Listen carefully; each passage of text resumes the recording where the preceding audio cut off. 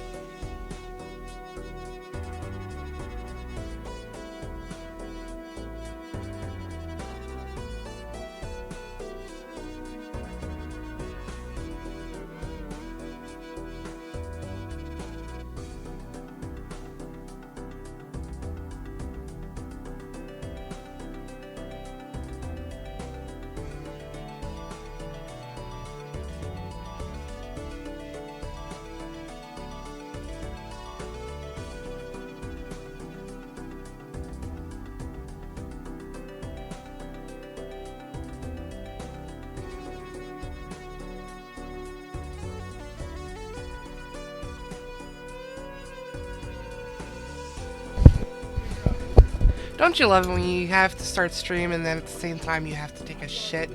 Anyway, welcome on in, everyone. I hope everyone's having a lovely stream. As you can see, we're starting off with some Balatro. I don't know if we're going to go into another game tonight. It depends. However, the Wheel of Fortune Redeem has been changed for those of you who are watching the stream and watching the VOD later on YouTube. The Wheel of Fortune Redeem is now going to cost 10 channel points. I do want you to spam it. I tried to get the cooldown to only be 30 seconds, but unfortunately the lowest I can make it is a minute. And the reason for the cooldown is because if you spam it too much, it breaks Seribot, or Sammy board. So please spam it. Ignore the fact that it's got a 1 minute cooldown. That 1 minute cooldown is just so that way Sammy board doesn't break. Nobody's in trouble for spamming it. It's just how I have to make things. That being said, there is a benefit to the Wheel of Fortune, which is that you can change and alter my PNG tuber by using it. Yes, if you use the Wheel of Fortune, there's a chance that it will change my PNG tuber.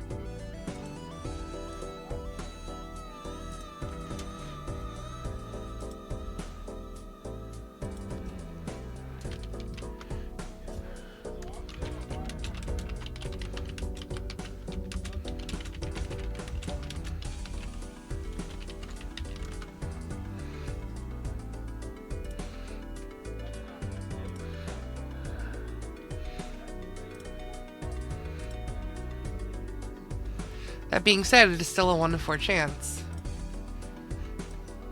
Now getting into Balatro, we are still playing modded Balatro.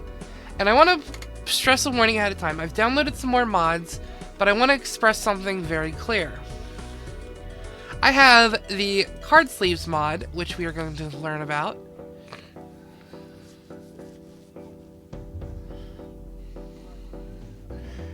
The card sleeves mod allows you to combine the effects of any two decks, at least most of the any two decks.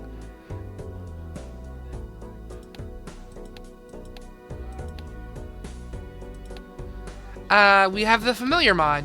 The familiar mod adds some new things. It adds sacred cards, memento cards. It adds seals. It adds additions, booster packs, and tags. We are not going to be using any of the tags because there is an issue with it. Hello, Liarza, welcome in. These tags are broken, and I do not know how to fix them yet. So if anyone who is more familiar with the mods can help me with the familiar mod, please let me know. Because I do not want to keep using a mod that is broken.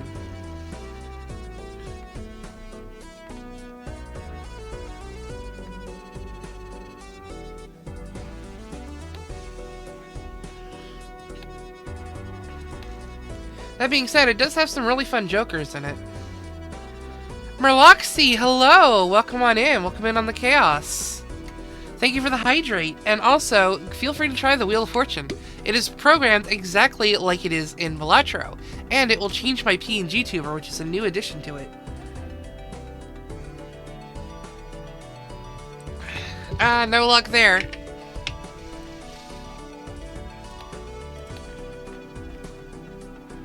Yeah, it is. Familiar mod has a lot of good jokers. Some of these I've actually come to love, but it has the issue of the tags are broken and I don't know how to fix it. So, when we use the familiar mod, I have to unfortunately go through some levels, even if I don't want to, because I love skipping.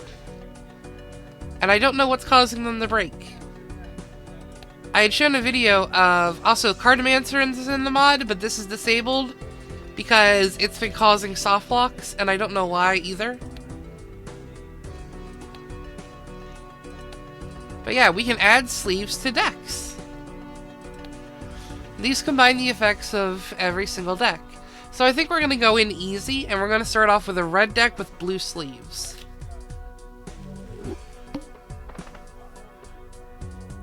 Jolly tags are from Cryptid, we can take those, but I don't see a need to.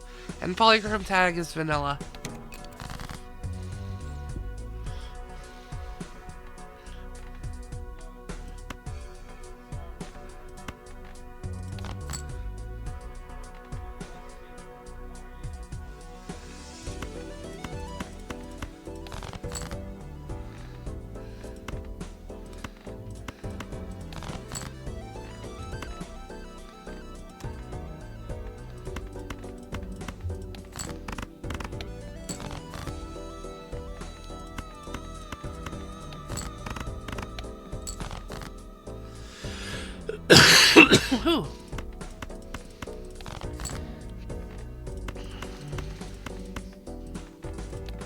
I also have scoring animations turned off because I thought that was because I was playing some games where the scoring animations were actually breaking the game.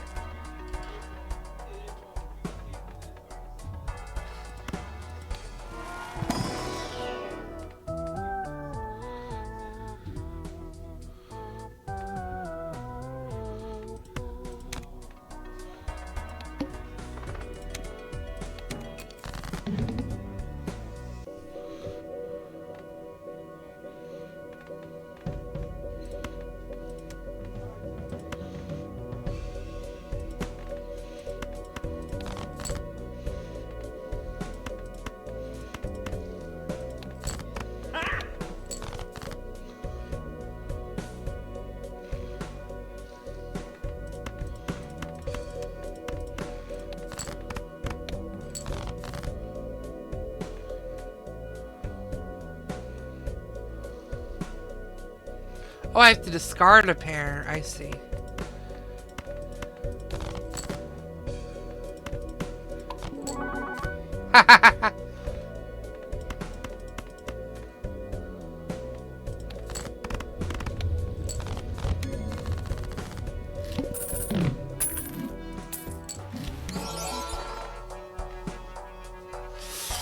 Forge signature is very fascinating, but I don't think I want that.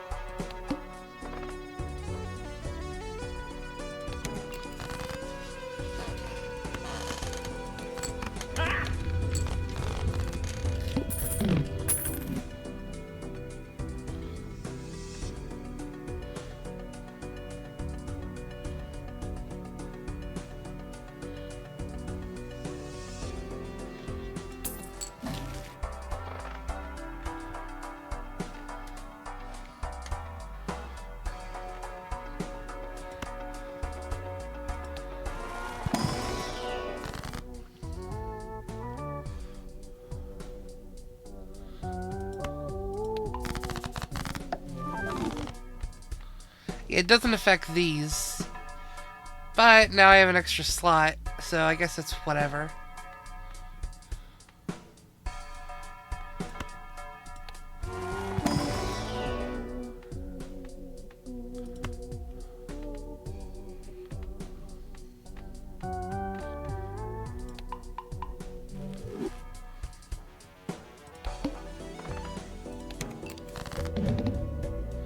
Oh no, -1 hand size. Whatever shall I do?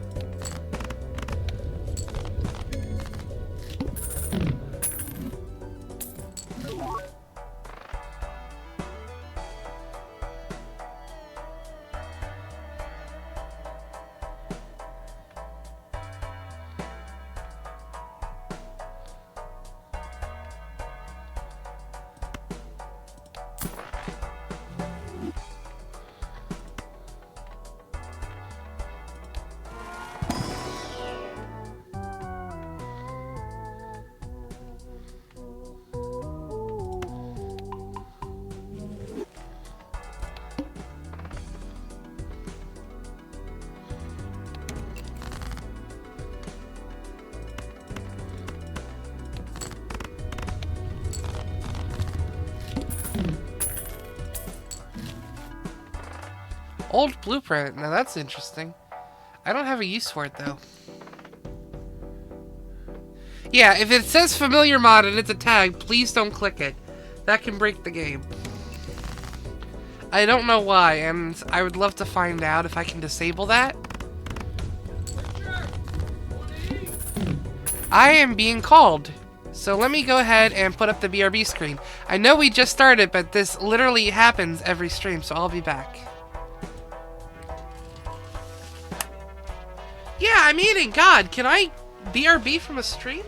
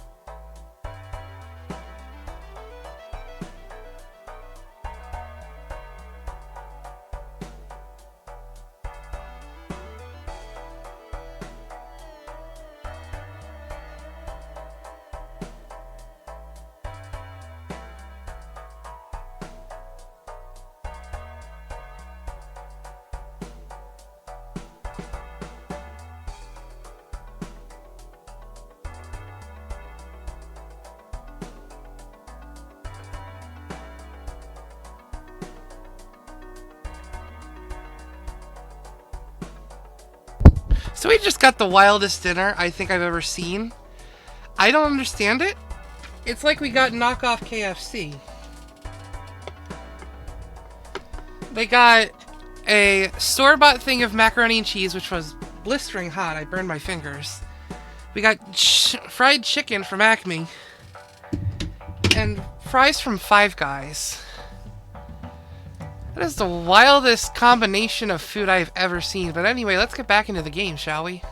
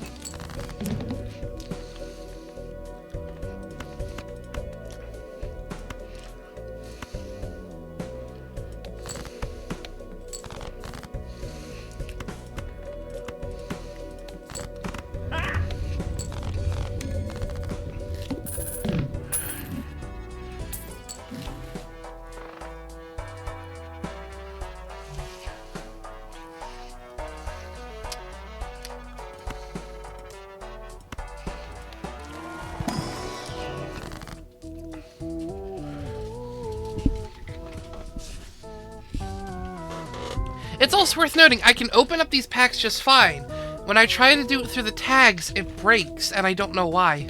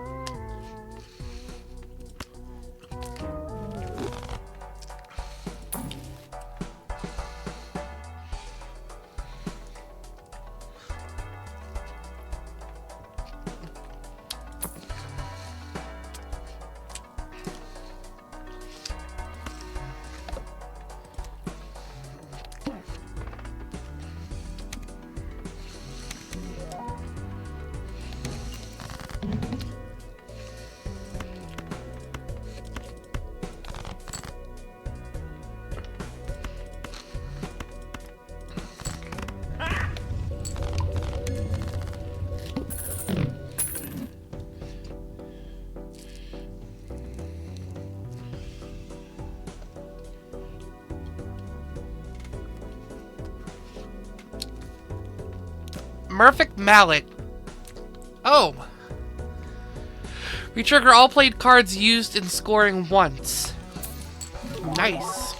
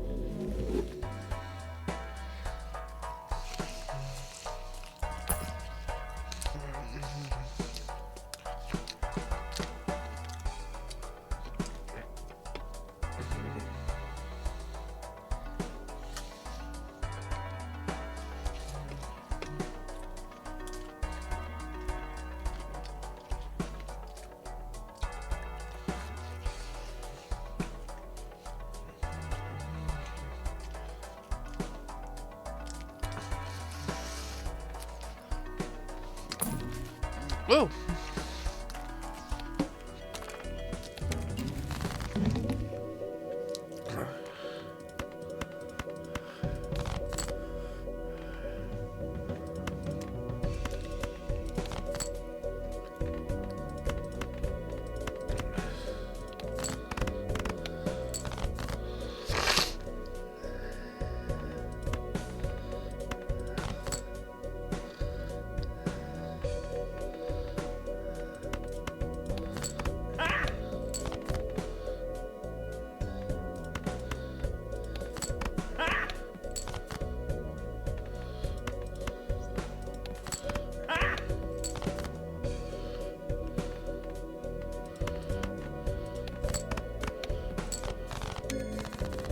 There we go.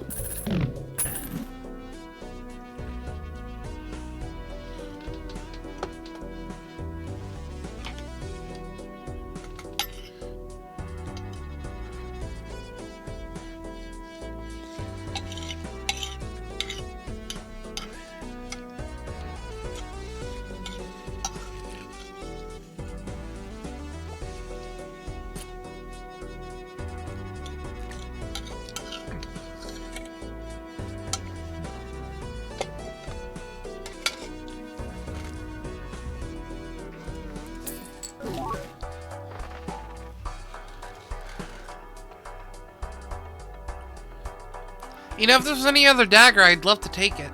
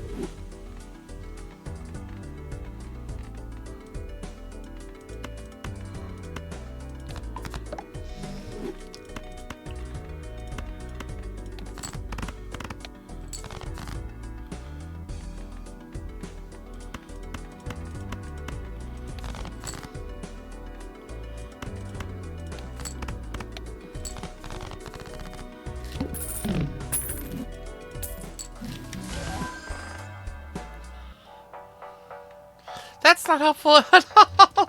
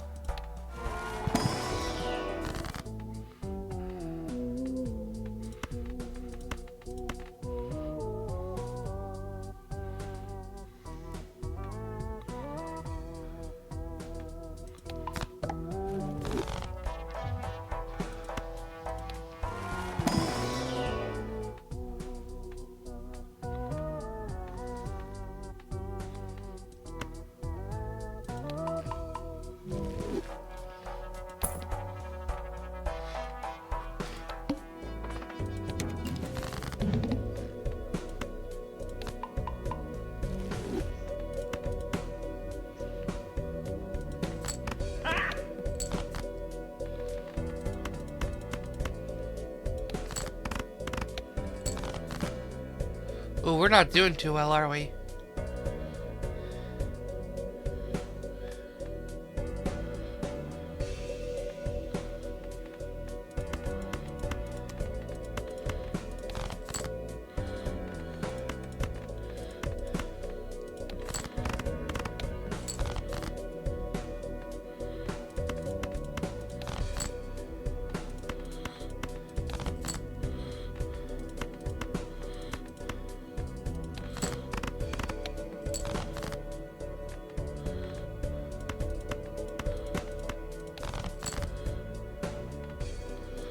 Well, it was a good run, folks, but we're dead.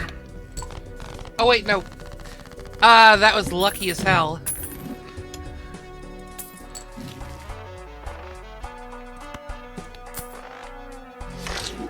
After this, we're gonna do a little bit more of a crazy run. This is just a warm-up to get people used to what I've done to the game.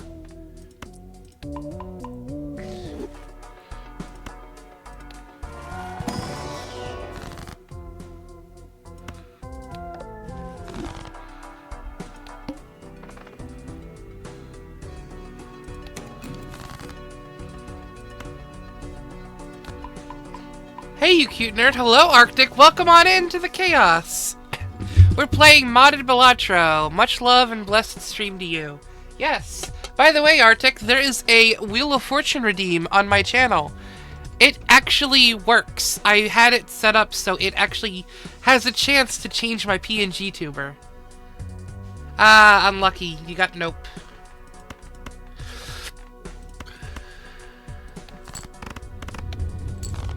Yeah. It's programmed identically to the way it works in Balatro.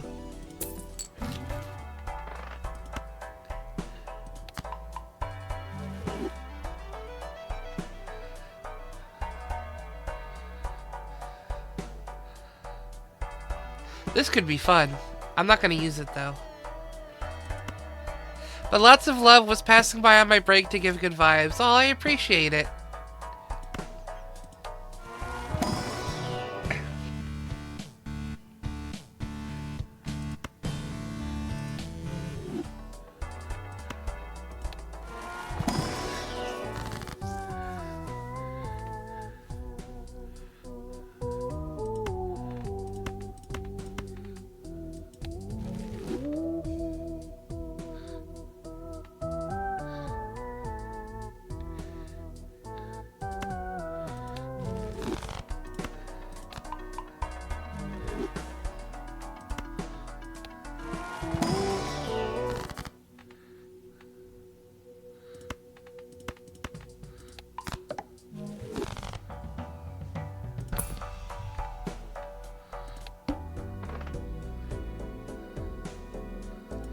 I didn't even realize we were on NT8 already.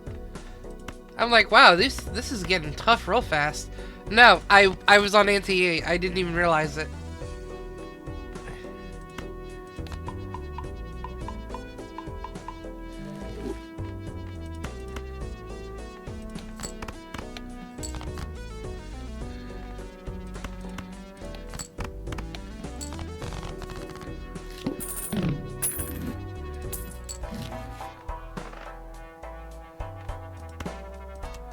We're not gonna go endless with this run.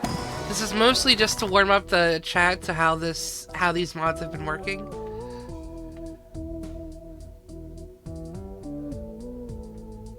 Does not remove other suits, huh? That's a little messy.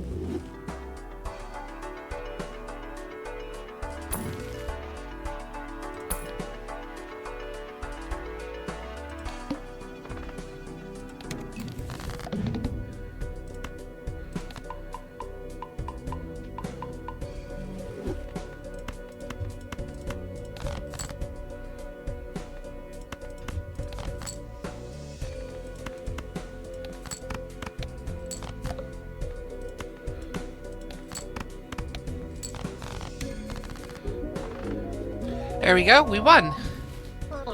Too bad these chips are all virtual. Yes. Oh, did I click endless mode? No, I meant to go new run.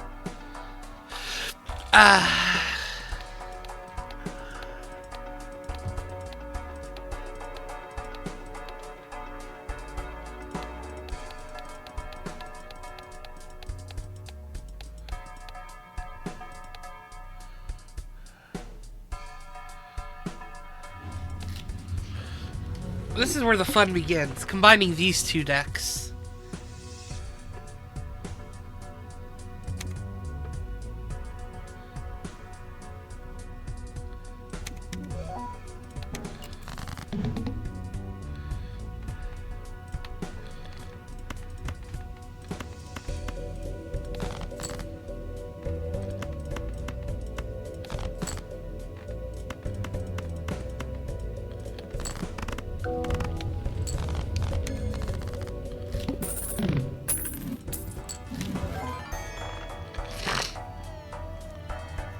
In what world are you useful?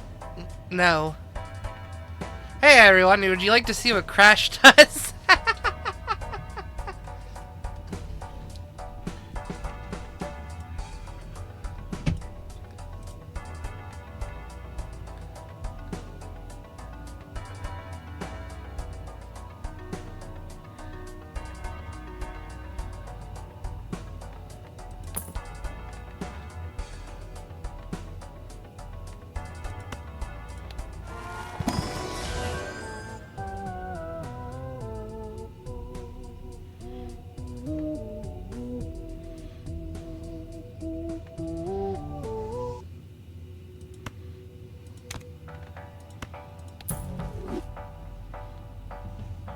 That didn't do anything. I'm sorry, what?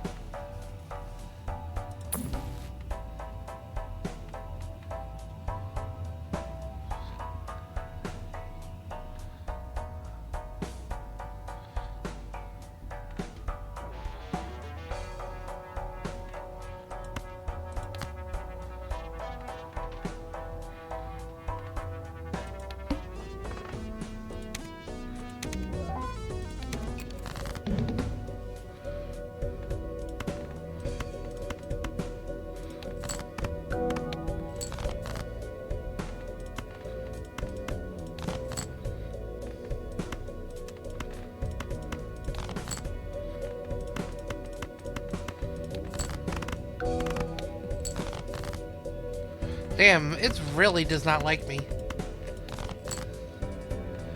Yeah, we're gonna re-roll that run.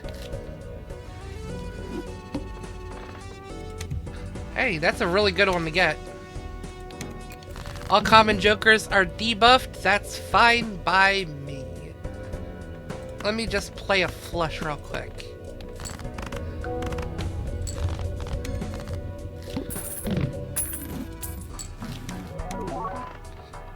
Ooh. All jokers give $3 when triggered. Yes. You earn between $1 and $10 for each joker sold. Not useful. Hanging Shad, useful. Paradolia, kinda useful. Money Beanstalk. Oh god. Does this break the game?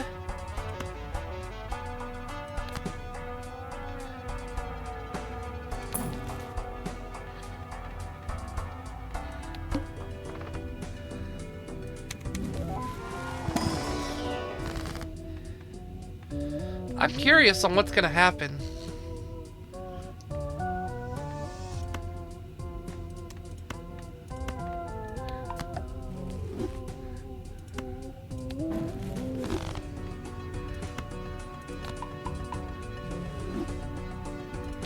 I could use a rare joker, but you know what? I want to see what happens.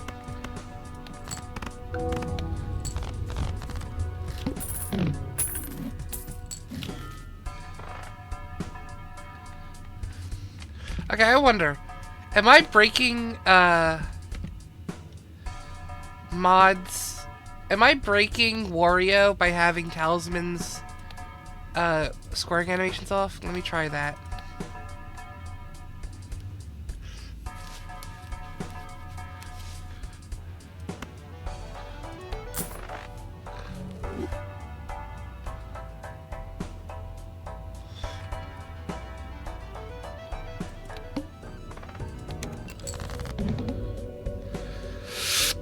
Play only one hand, eh? Well, let's see what I can cook.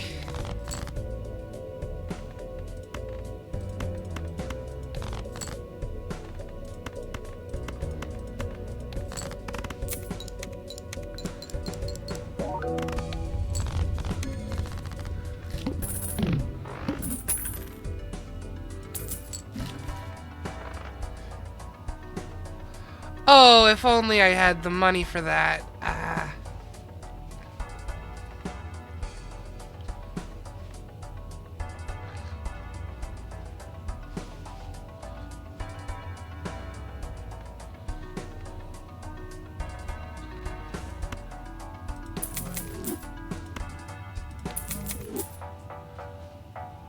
Oh.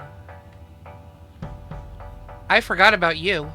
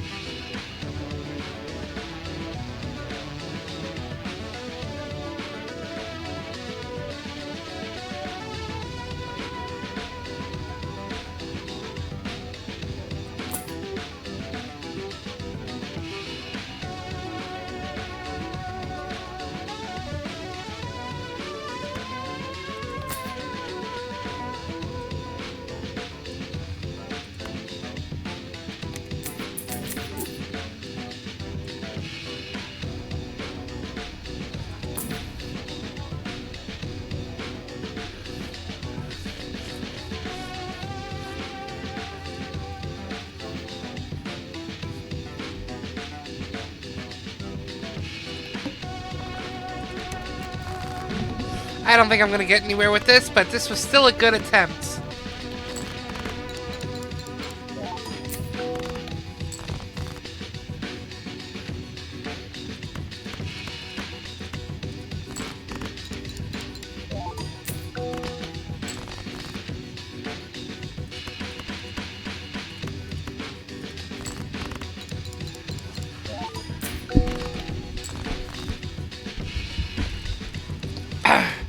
Oh wait, I gotta. Oh!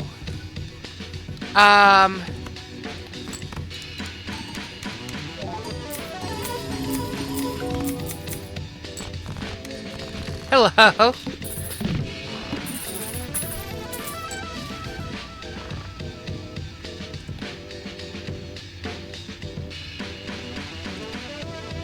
This is really good, but it's too early to get it.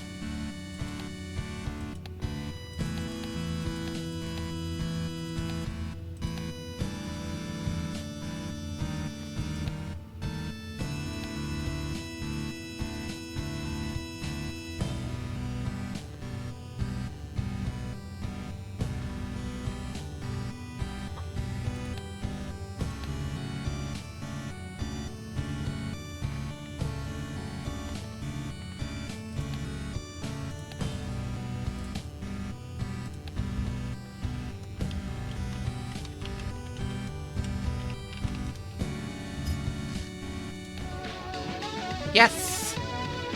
Ha ha ha ha ha ha ha!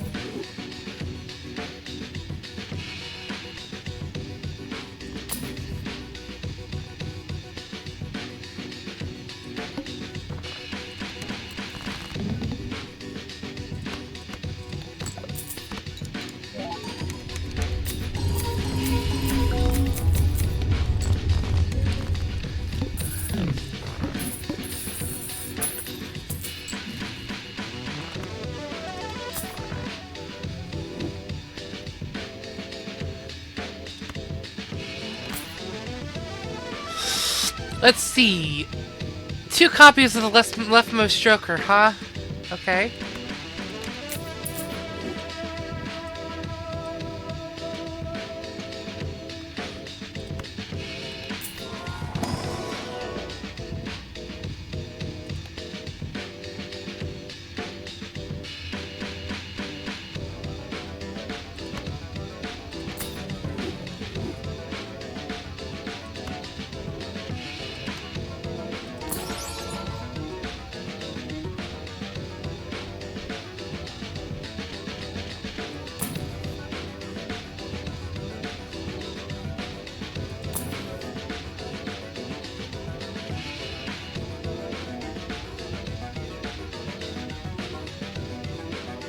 Oh.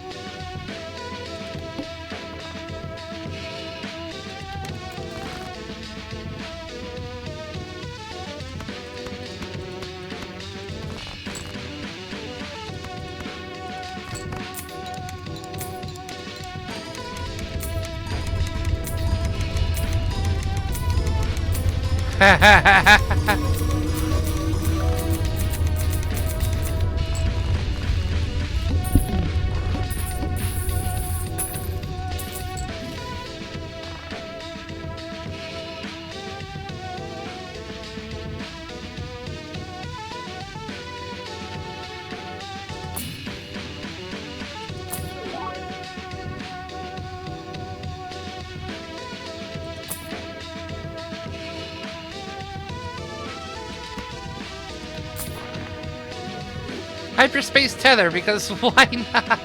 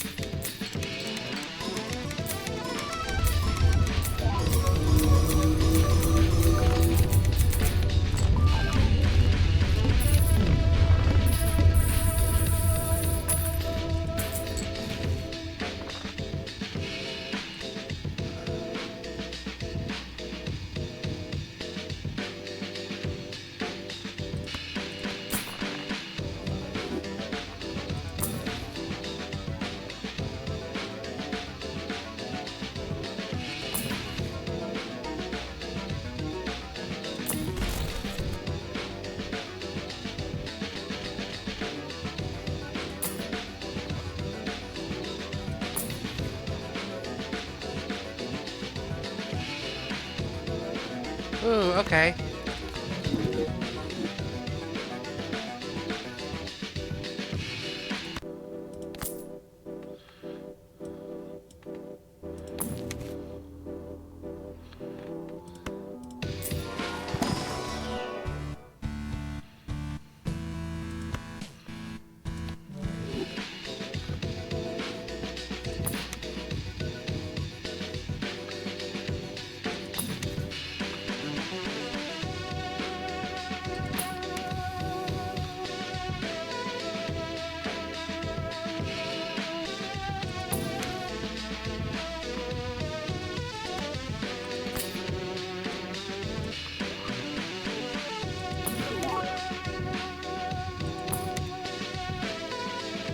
Oh, I missed the seed. Dang it. I should have got that.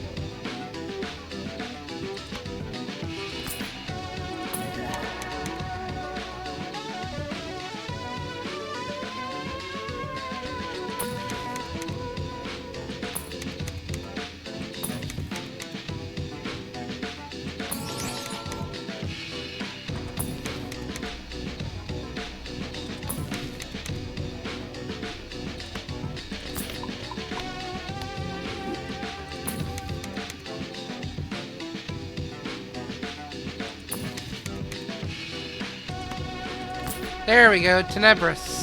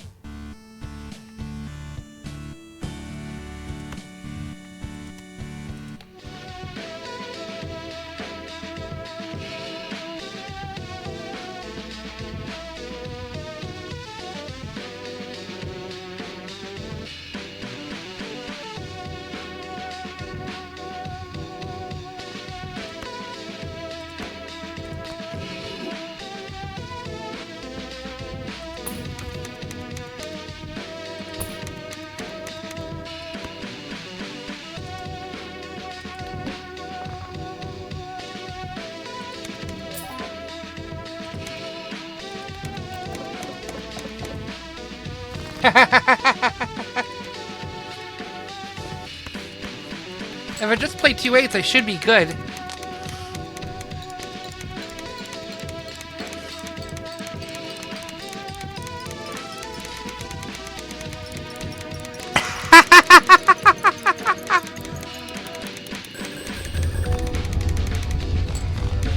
Yeah, I'm more than good.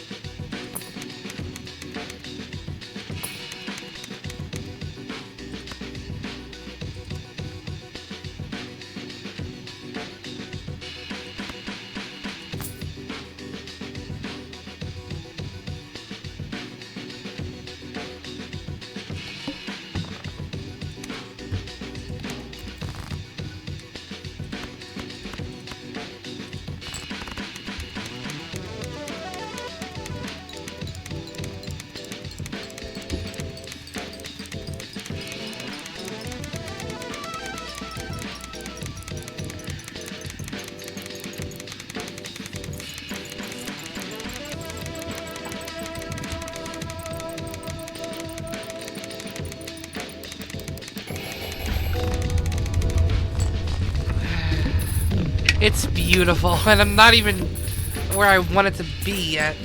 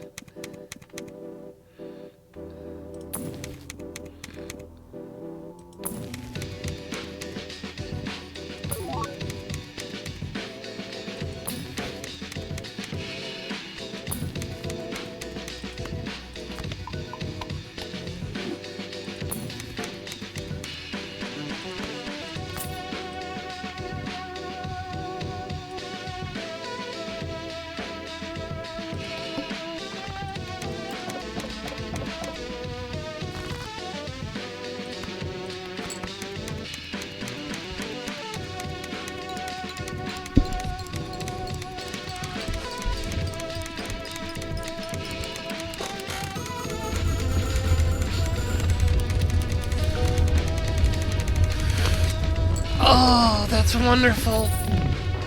Ooh, break infinity. Hell yeah.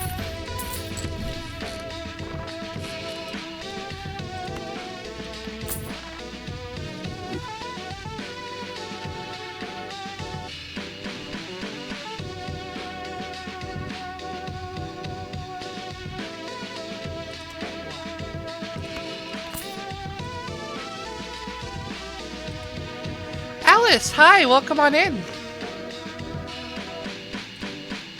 Let me turn you up, because the game's really loud now. Oh, go ahead and talk. Yeah, I can hear you better now. I'm gonna turn the game down a bit too.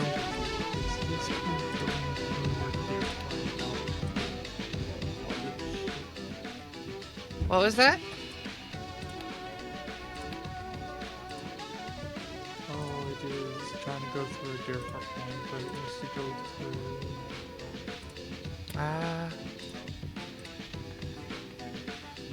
Where's Barracuda?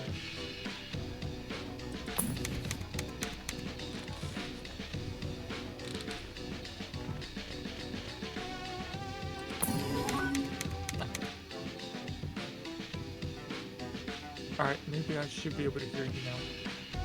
Yeah, can you hear me? Yeah, Yeah, I can hear you now. it was trying to go through the Barracuda. Or not the Barracuda, but the Ripsaw. But it's supposed to go through Barracuda. Ah, I see. So it's trying to input it into the Ripsaw, which is the external graphics card for the console. Ah, okay. I don't know why it sometimes does that. It just randomly changes what my mic and headphones are.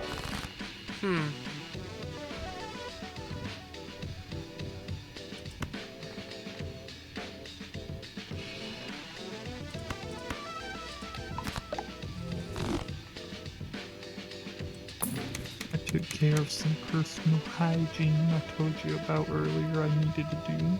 Nice. I did some dishes, because I needed to get those done, and I had my smoothie. Woo. I've been busy. Nice. We're playing Broken Balatro here. How much have you broken it? Yes.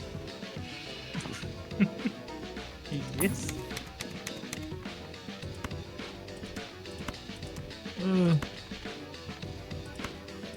My legs still hurt. Aw. But I needed to keep going, you know? Yeah. I need to keep pushing myself.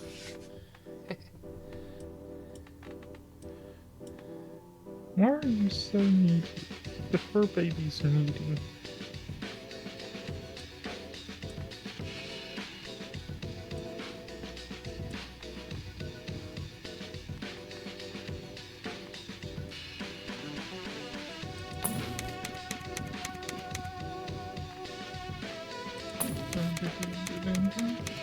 Oh, there's a few less files this time. I wonder what they changed in the sort. Because before it was 320, now it's at 317. Huh.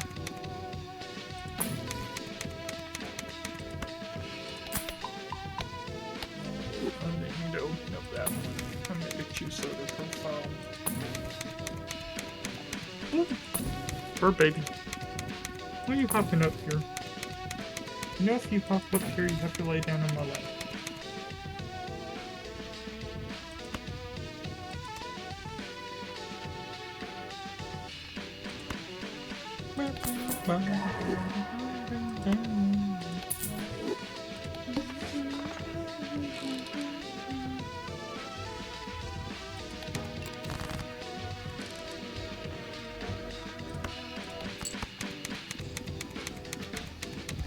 As a reminder to folks that are watching the stream, the Wheel of Fortune is now actually doing something. It has the ability to change my PNG tuber. It has a 1-minute cooldown now, but that's just so it doesn't break like it did last time. But feel free to spam it, I really enjoy that. It is also now only 10 spell slots instead of the usual 25. Try me, bitch. Professor Wealth, thank you for following. Welcome in on the chaos. Oh, that's what. They removed 3 unused maps. That's what must have done it.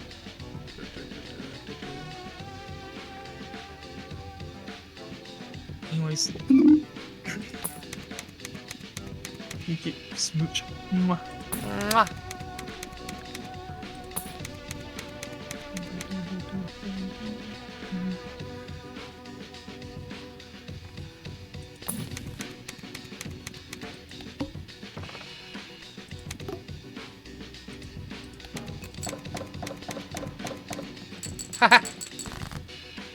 Wow.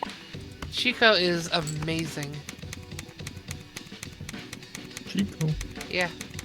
Hey, what's up, Chico?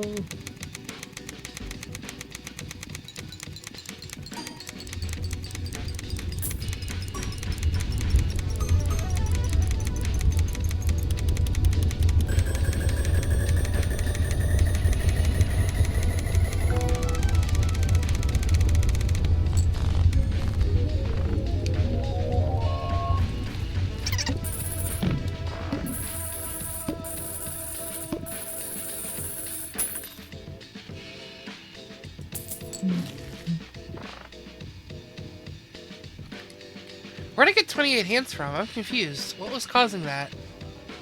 I have all the hands. Better to build a wonderful mix with hold hands. Mwah.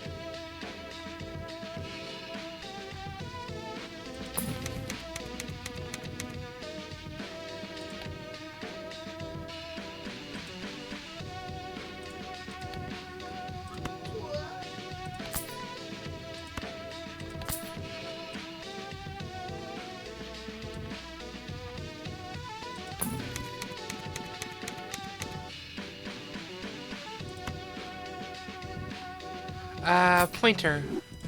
What card do I need?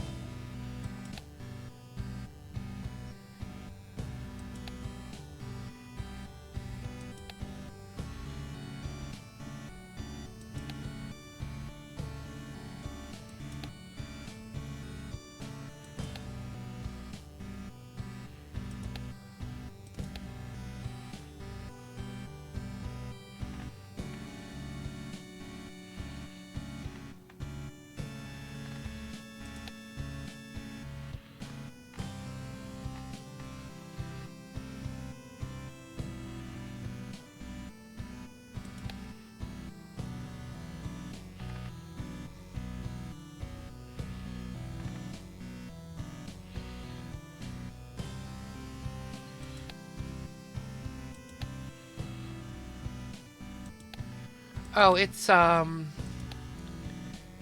I know what card I'm looking for, I just don't know the name of it. Oh, it's an exotic, shoot. Okay, well, I can't get that.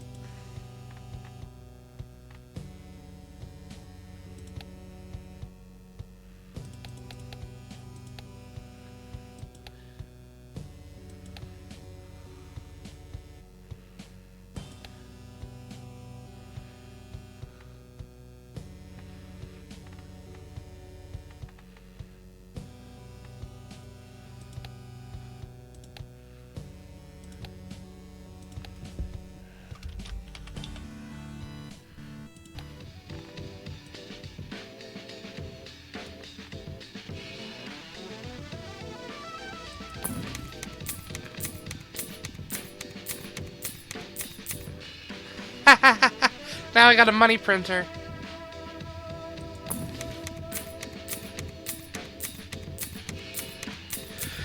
Gooby Snooby, hello! Welcome in on the Chaos! You're joining us for some extremely modded Balatro. We also have the Wheel of Fortune redeem has been fully implemented. That will actually change my PNG tuber if you manage to get foil, holo, or polychrome on it.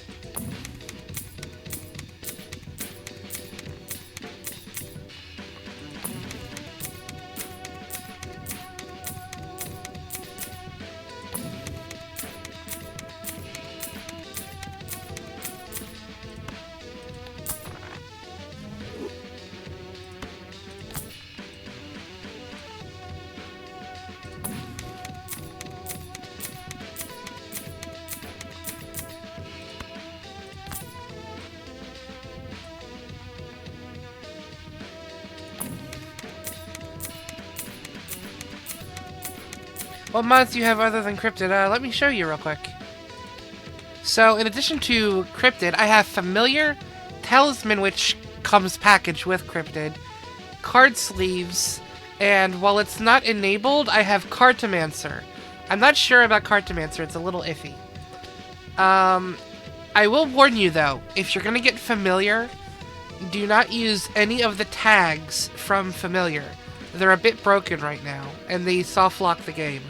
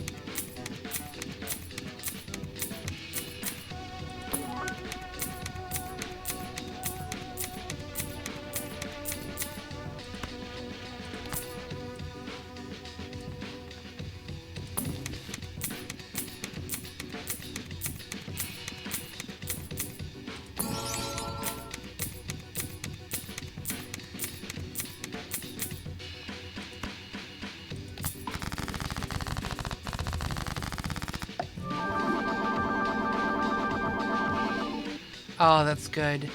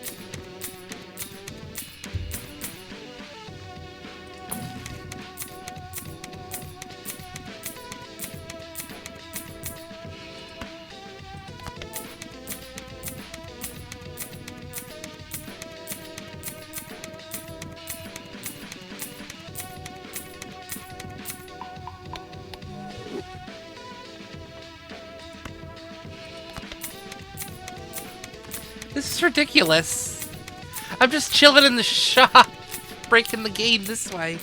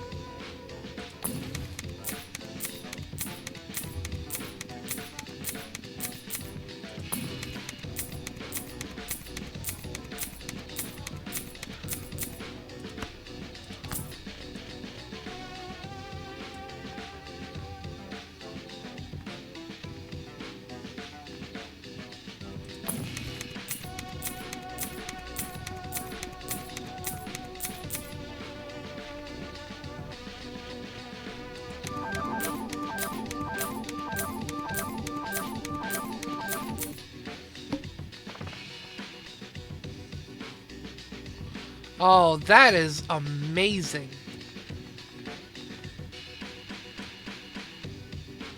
That can get out of hand real fast, so I should keep an eye on that.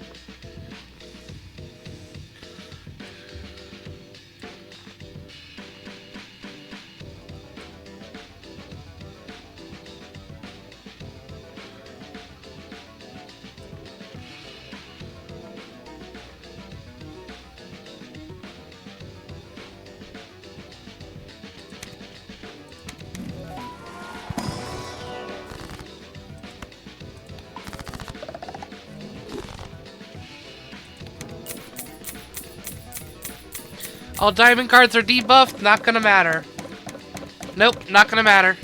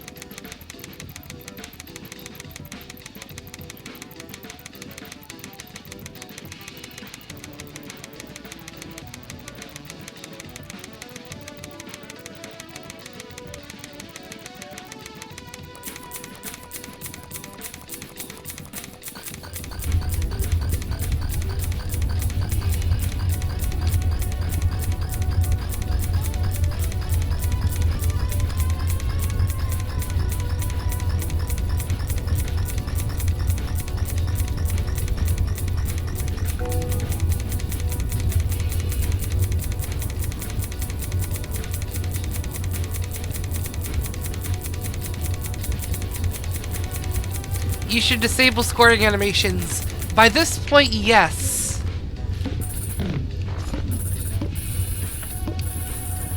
Did I just hear squirting animations? Scoring animations. Go into mods, go to talisman, configure, disable scoring animations. Back and back. Scoring. Yeah. We're gonna get rid of Speculo. This card is extremely good with the setup that I have here. The problem is having too many jokers crashes the game. So I'm gonna yeet that, and what I'm having here is gonna be fine. Of course, Wheel of Fortune's not gonna do anything. Perkio, yeah. Perkio is just busted because I've got White Hole. This is gonna be fun.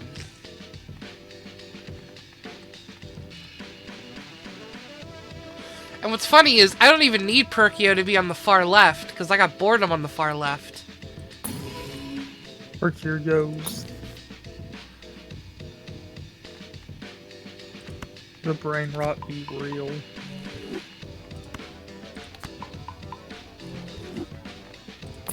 I want some SpaghettiOs. That sounds good right now.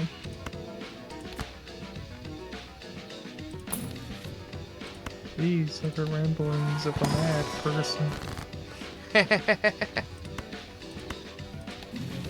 I like to taste the color purple. Yes.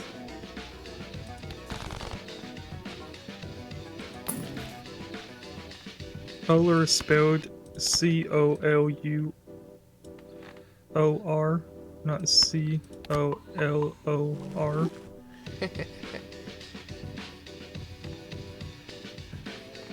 Let's see the debate in chat now about that.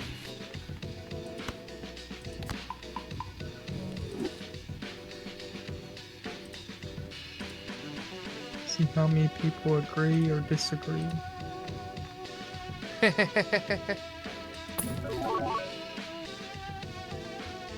Crazy. I was crazy once. They locked me in a room. A rubber room. A rubber room with rats. And rats make me crazy. Crazy. I was crazy once. They locked me in a room. A rubber. So I watched a movie, right? Yeah. That was a parody, like a memed out parody of Finding Nemo, called Finding something I probably can't say with you on Twitch. Yeah. I would say keep that conversation for after stream, sweetie. Well, I love how they did crazy. I was crazy once with Dory. That was amazing. That part made me laugh so hard. Along with the part of we'll name this half Ligma, and then it just showed the mom frowning.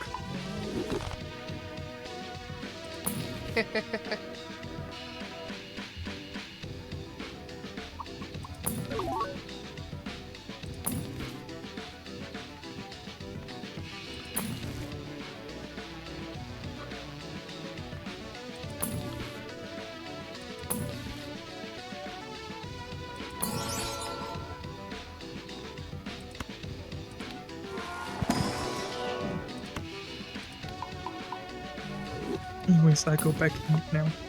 Okay. Mwah.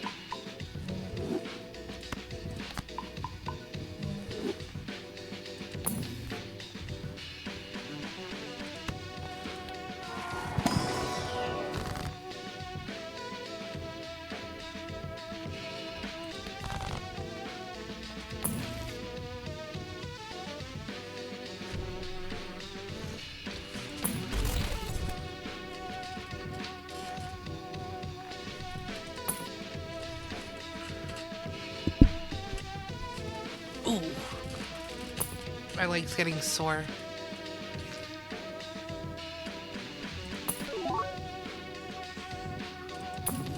Hi, I'm sore.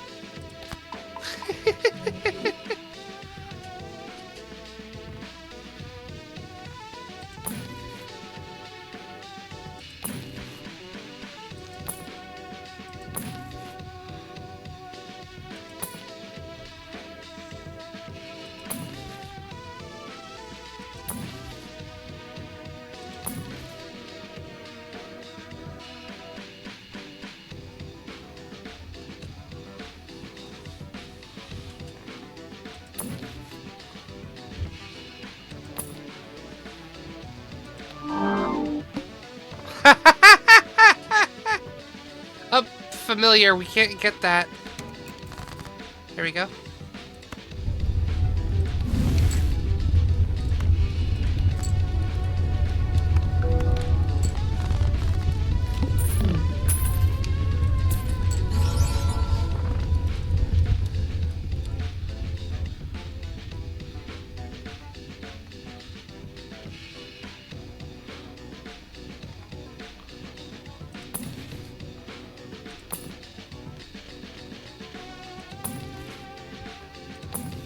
We've pretty much got our setup built for the end of Endless.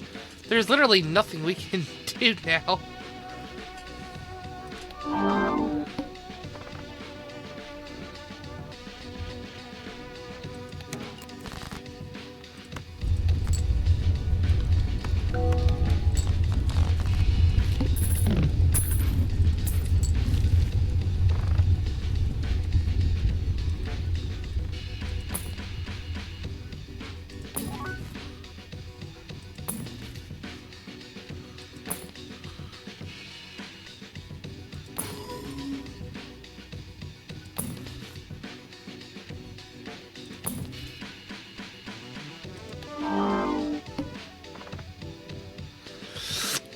The joke, if score is over 2 times requirement, set ante to multiple of 8.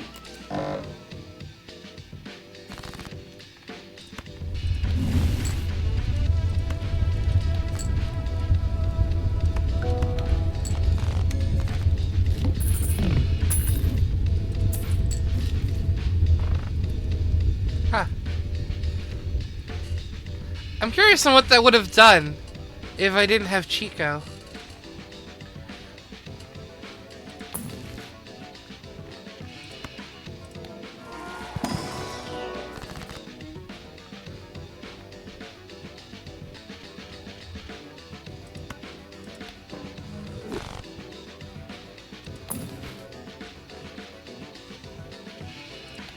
Is High Card my most played? 7? It is. Oh, the game almost crashed!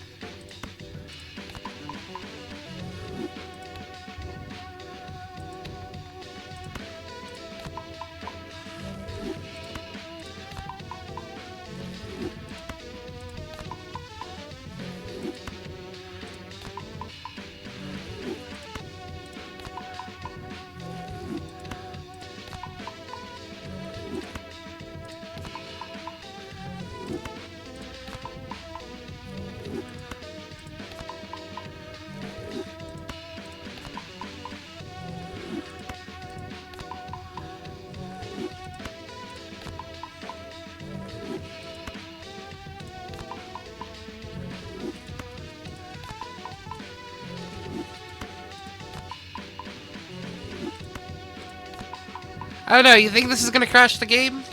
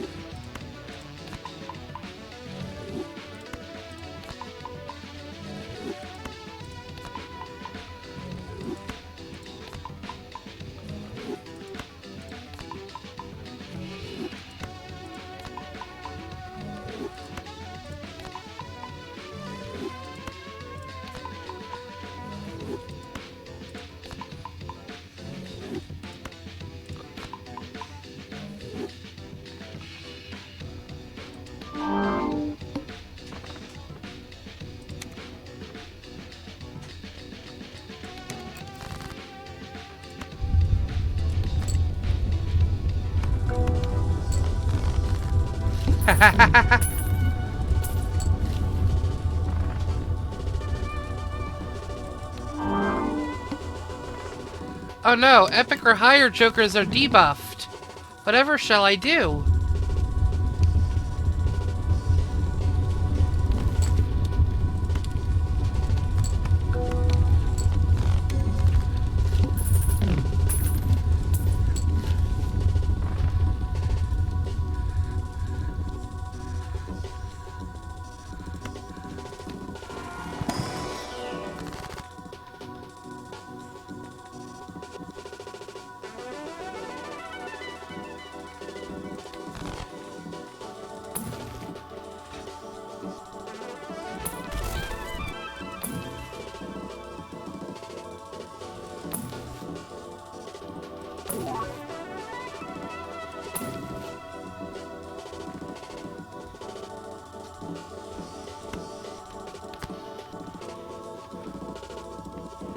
Sure, let's get some more money in here, shall we?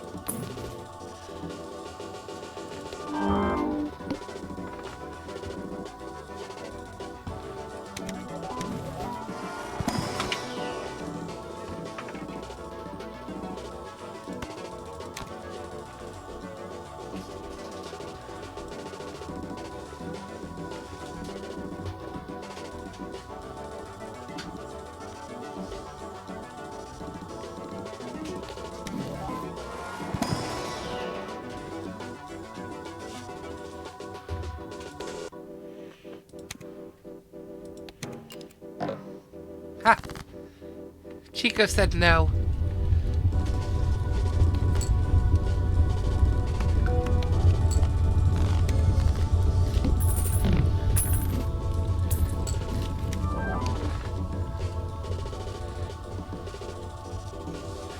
That's not helping me with my money, but I appreciate it.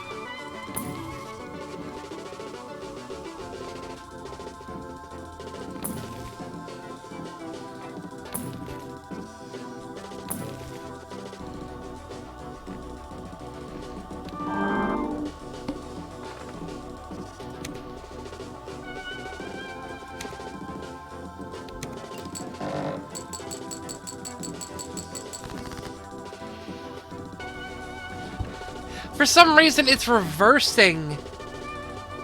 Sometimes, for some reason, it's reversing that, so I end up with 39 discards. I don't know what's causing that.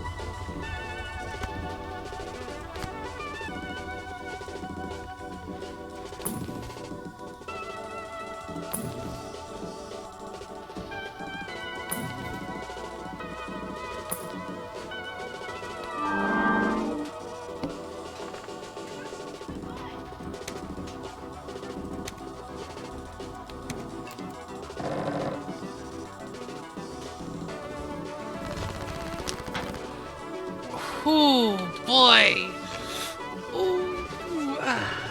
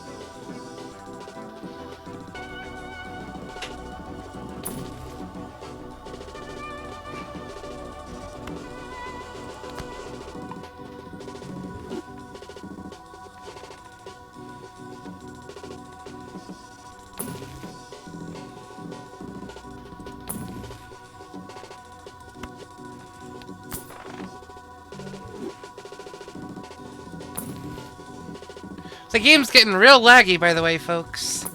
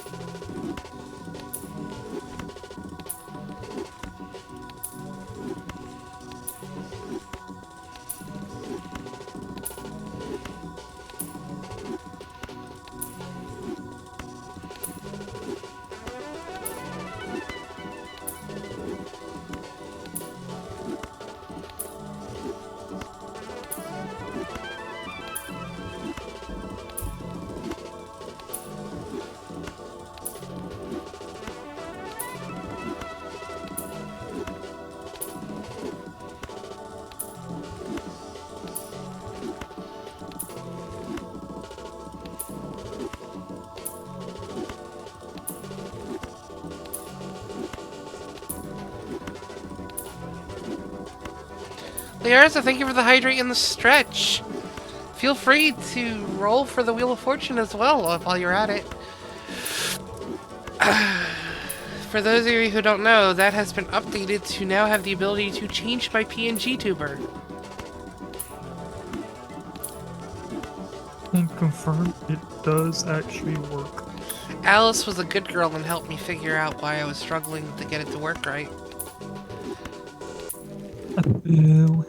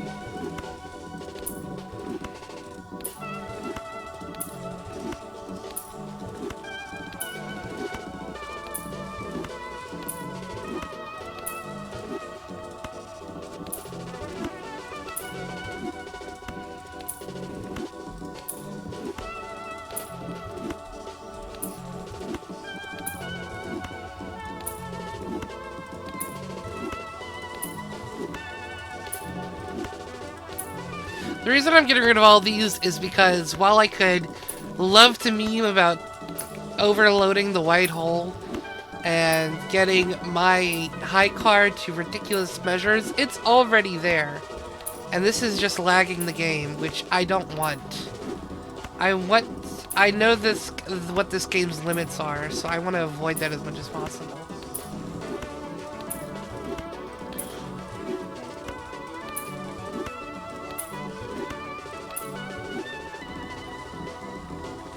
Now, it's still gonna lag for a bit. Hangman.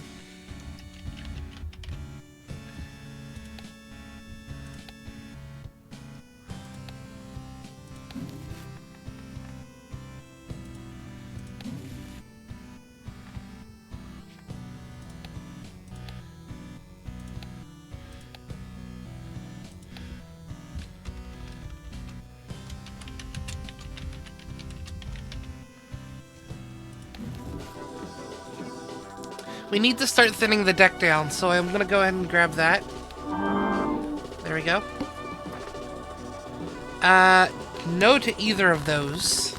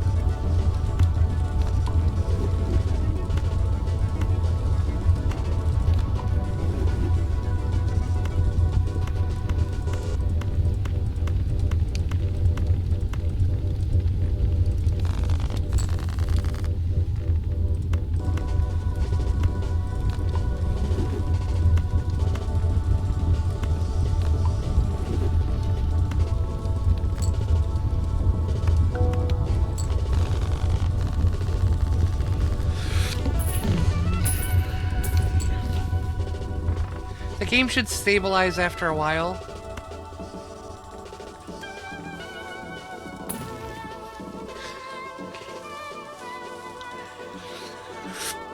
Whew.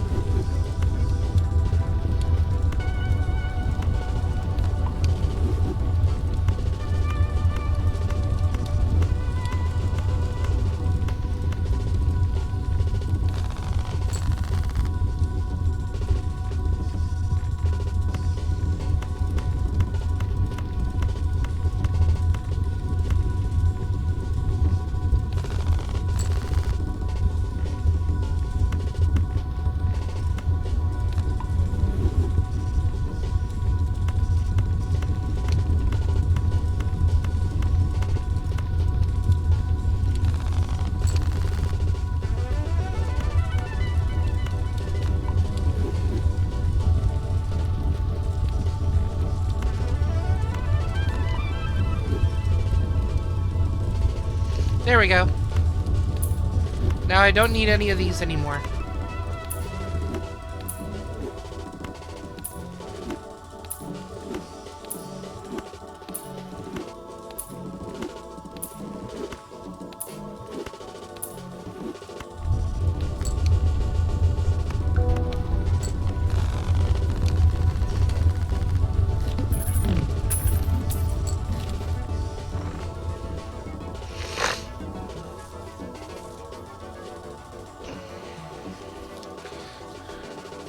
No sound, no memory is what I used last time, but I'm using 6s now. I can keep this. It's not going to do anything yet.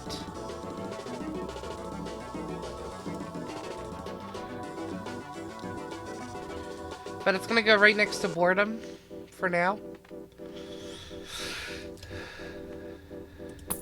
Until I can change those 6s to 7s.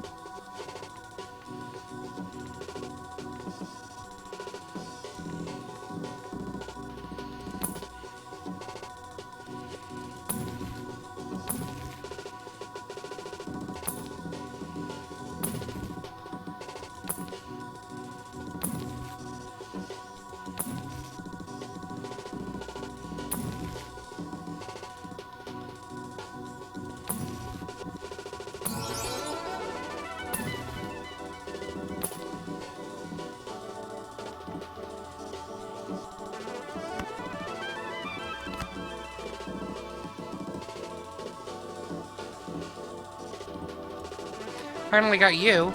Now I need a strength card.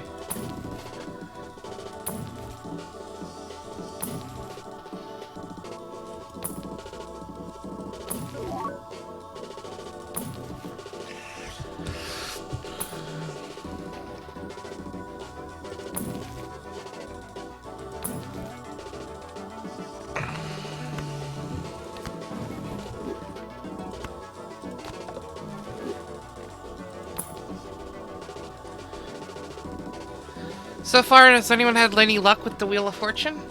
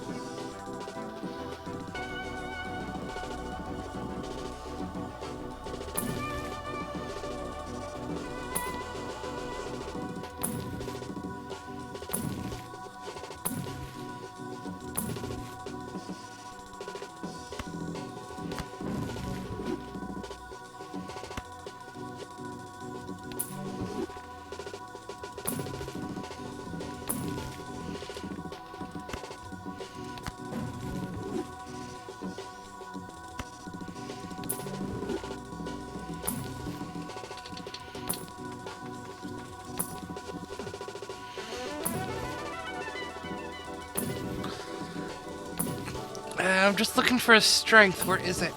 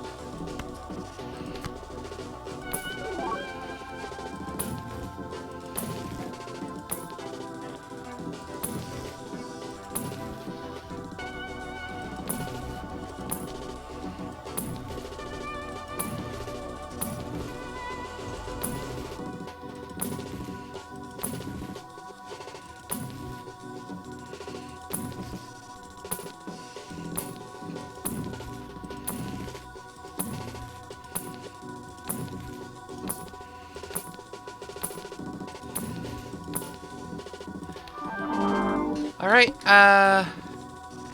we got some deja vus, we got some sigils.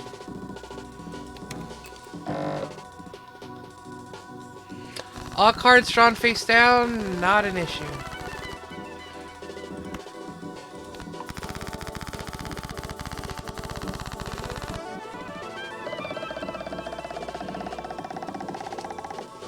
Well, we got hearts right off the bat.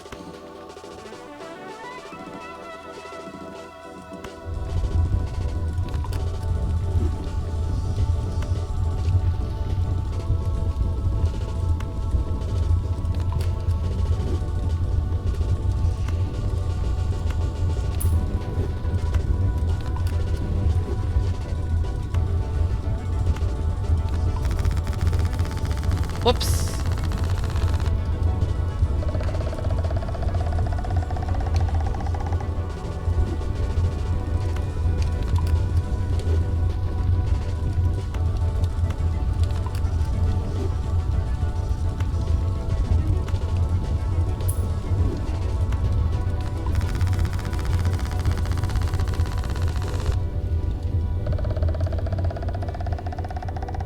Alright, I guess we're staying diamonds.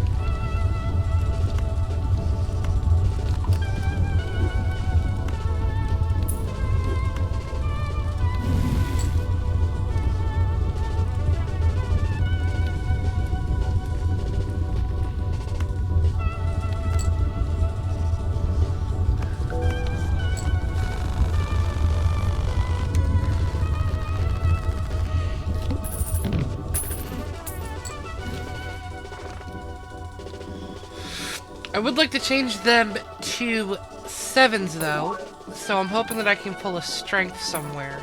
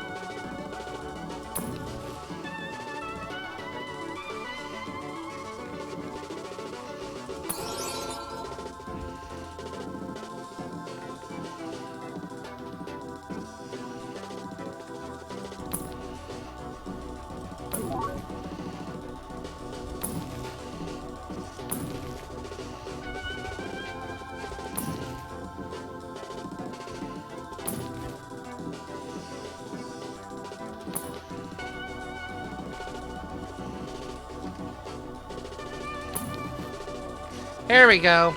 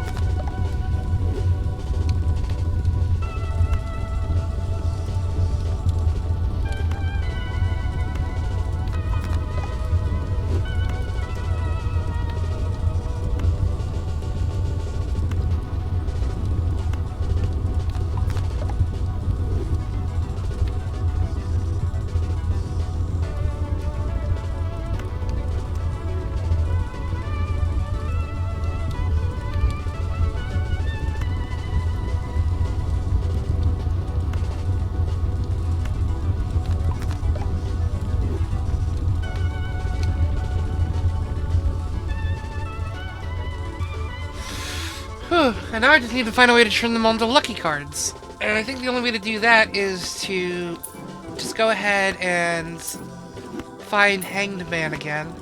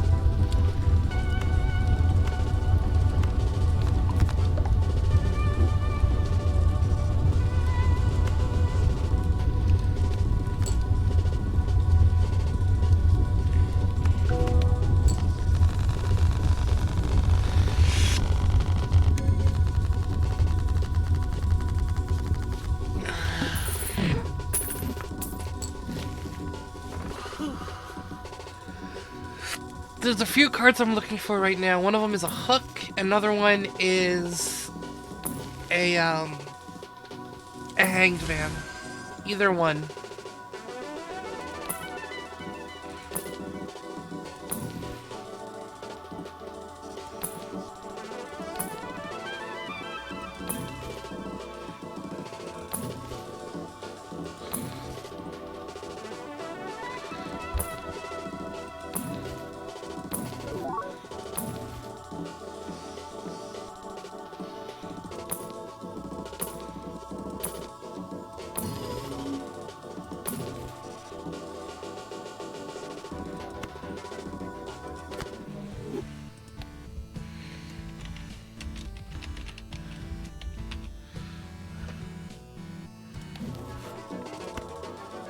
There we go. Now let's see. Can I get a hook now?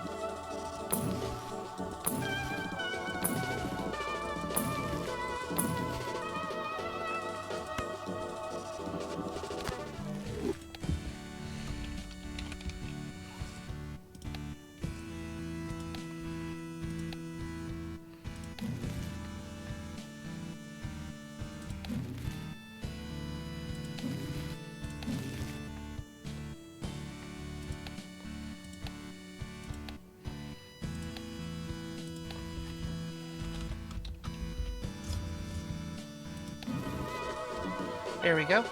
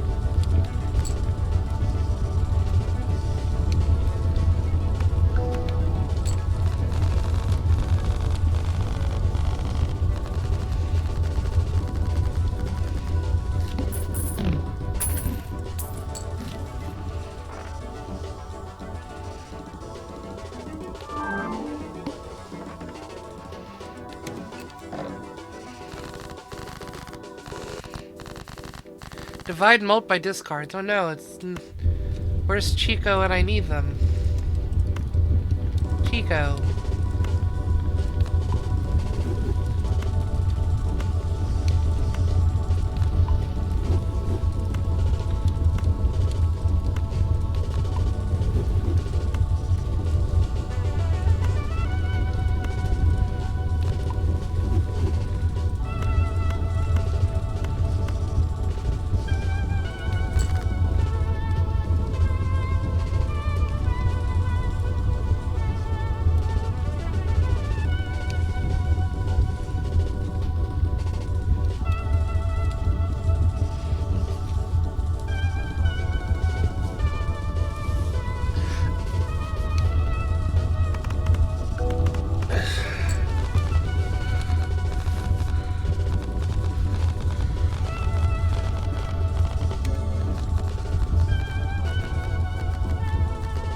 Wow, the game's really chugging now.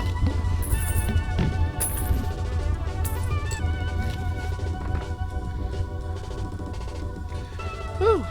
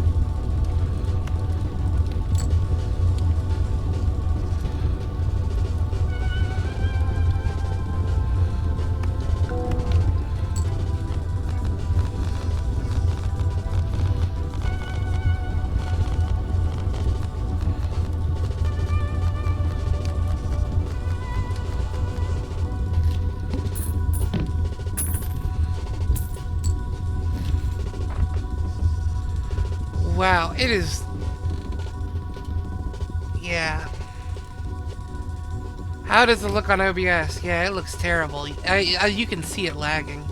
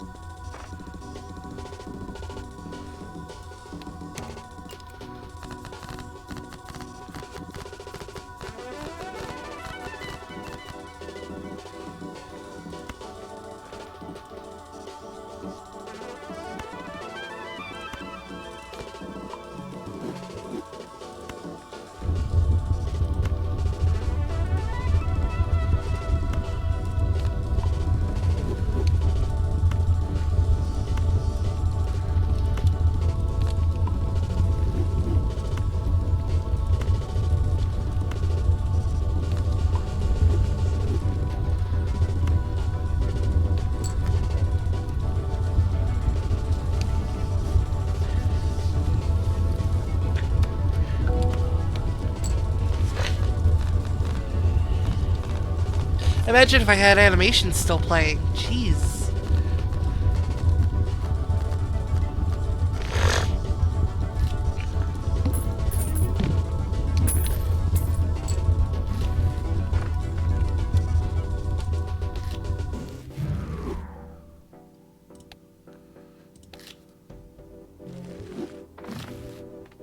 There we go.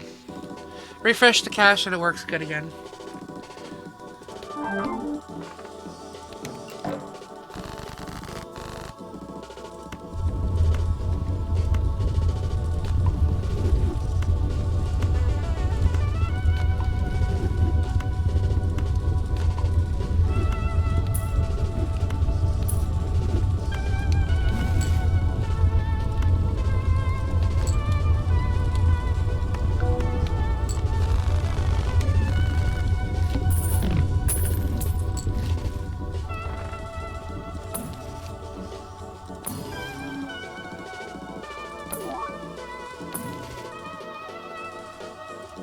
You know what, folks? It's about halfway through the stream. It's actually 2 hours and 30 minutes into the stream, and we usually stream for 4 hours. We're gonna go and do a BRB. Everybody get something to eat, get something to drink, get up and stretch. Don't just wait for me to come back. We should be back in roughly about 10 minutes. I'm gonna go see if there's any leftover food from what dinner we had. If not, it's fine. I get Popeyes tomorrow, so yeah. Everybody enjoy the BRB.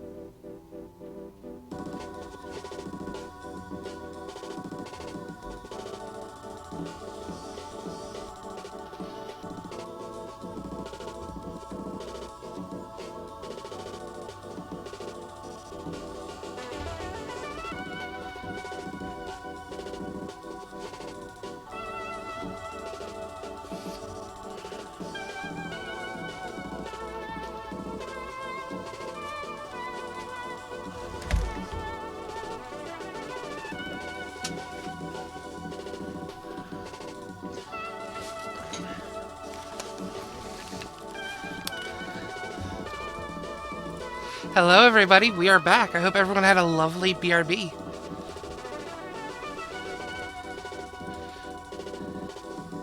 Still no luck on the Wheel of Fortune.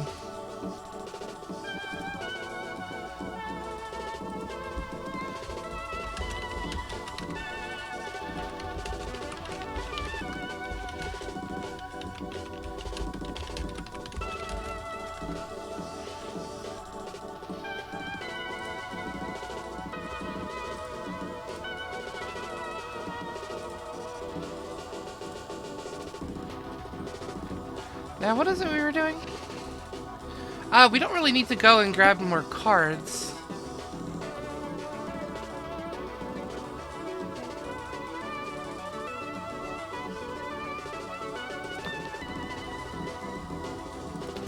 Wait, why did I re-roll the boss pawn? I got Chico. I'm dumb.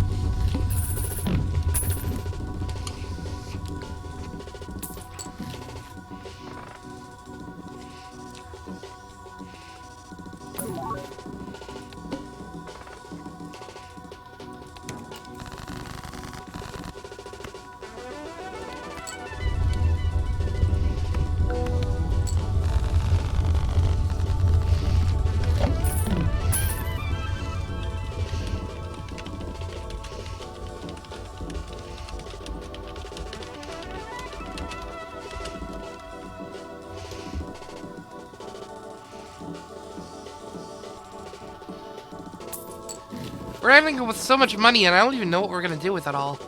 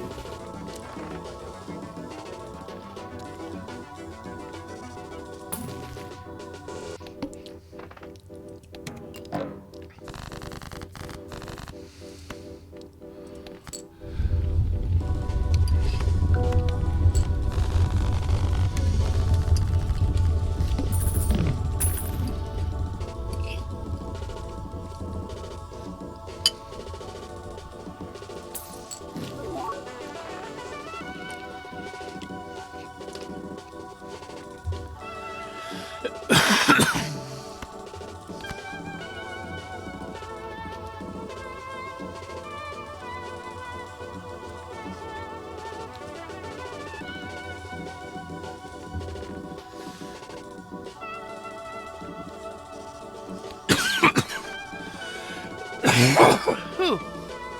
I'm sorry about that, chat.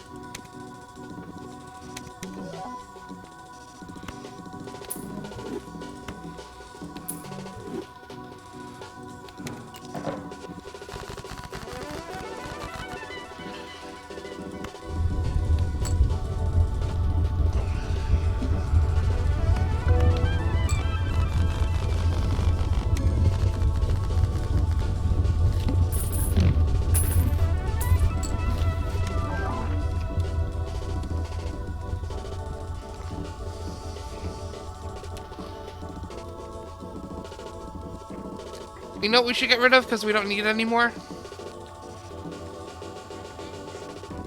Where is it?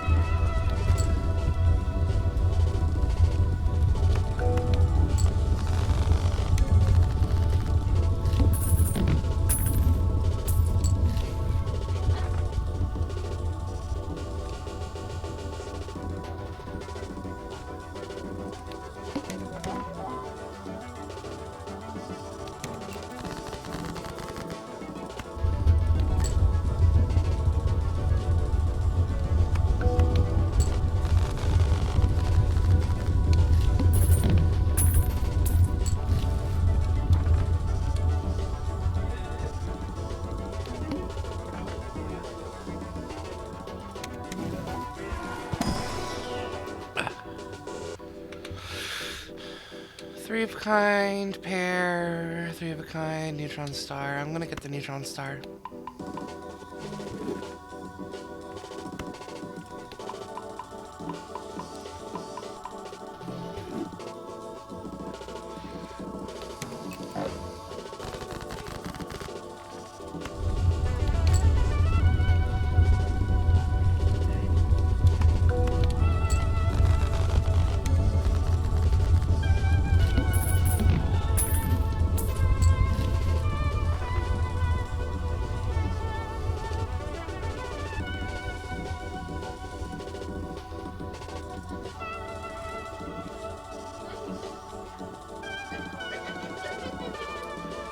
Let me run the Wheel of Fortune a few times through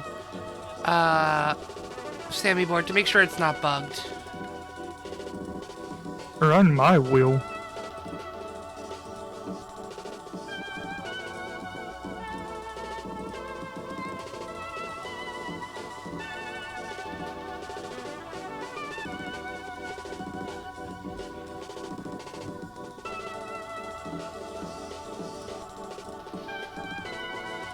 Let me restart Sammy board.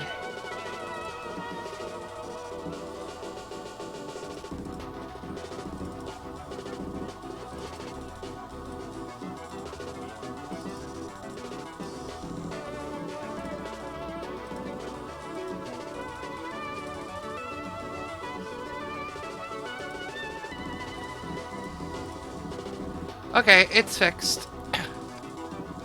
There you go, chat. It's fixed. Wheel of Fortune is actually working correctly now.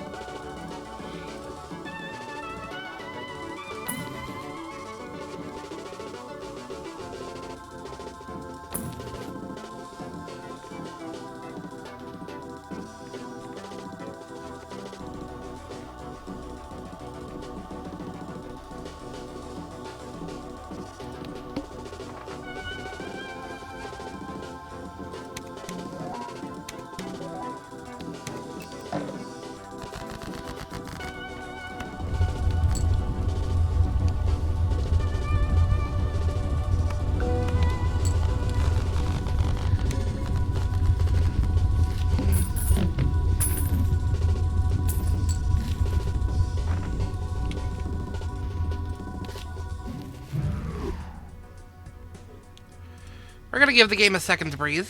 I hope everyone's enjoying this stream. Hope everyone's having a lovely night.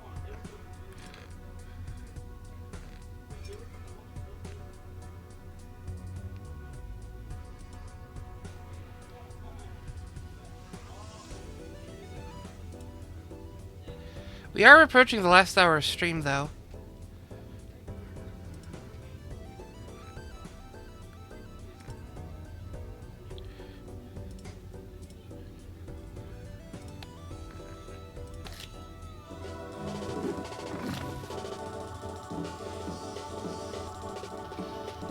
Oh, I just noticed we did make it to Ante 40.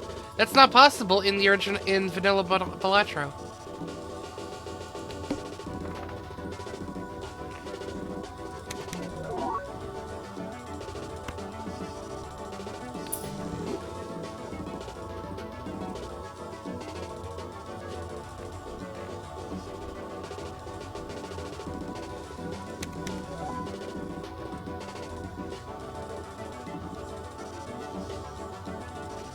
Hello, all. Auntie Naff, welcome on in. You came in just in time.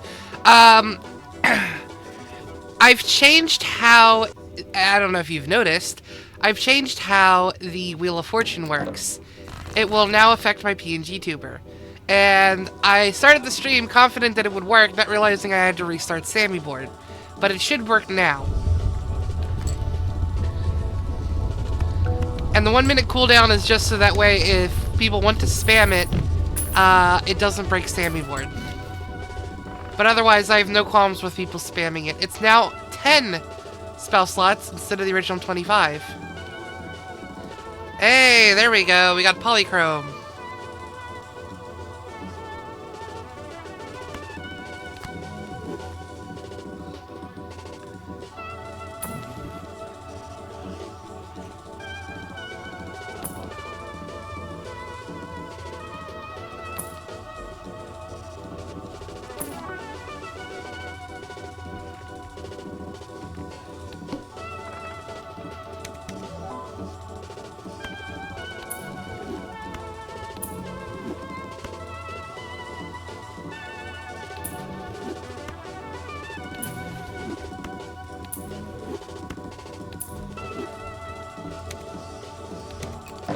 The rare rave mixie. Yep. There's no way to turn it off either, by the way. I stay this way for the rest of the stream. Oh, thank you for the hydrate and the stretch.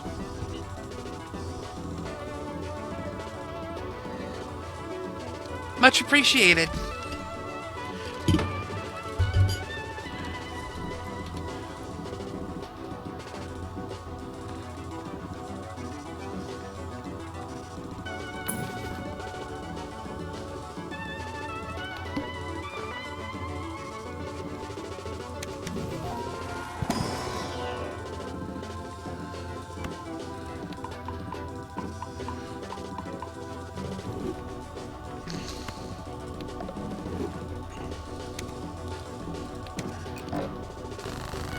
I'll make you take care of yourself. I highly appreciate it. Thank you so much. After stream, I will be in the Discord. It will be open mic night. So people can hang in and watch me play some more Balatro after stream.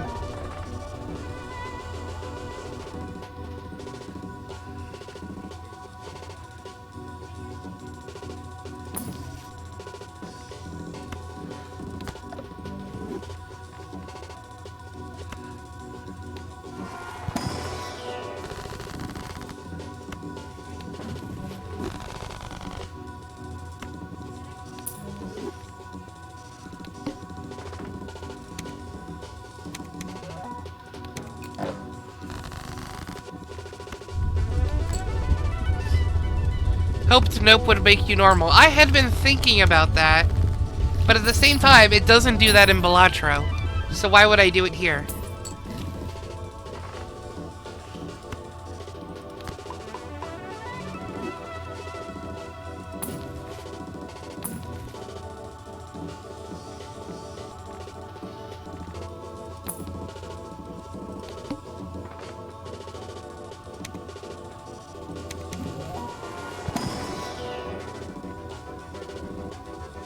Hurdy eyes.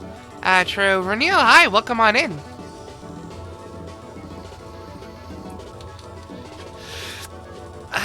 Renil, we have a new working, we have a new working Wheel of Fortune redeem that can change my PNG tuber.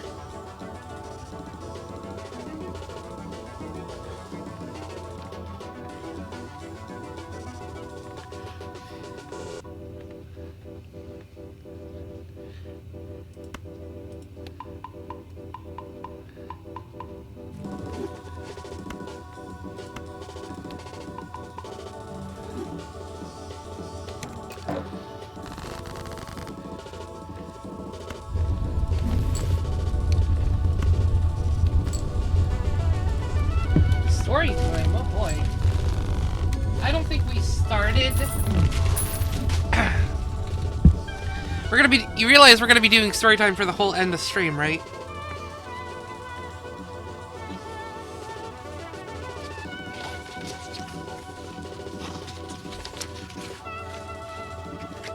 Where did I get this bookmark anyway? 7 ways to treasure your library.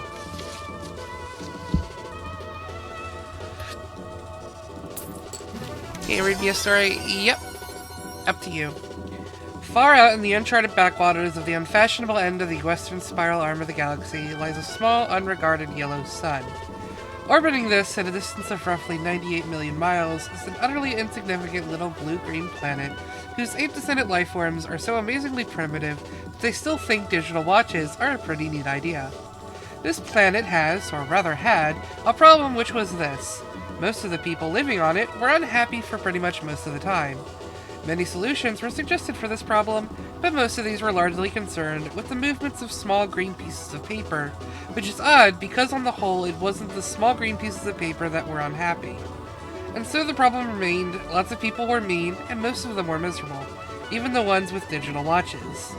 Many were increasingly of the opinion that they'd all make a big mistake in coming down from the trees in the first place. And some said that even the trees had been a bad move, and that no one should have left the oceans.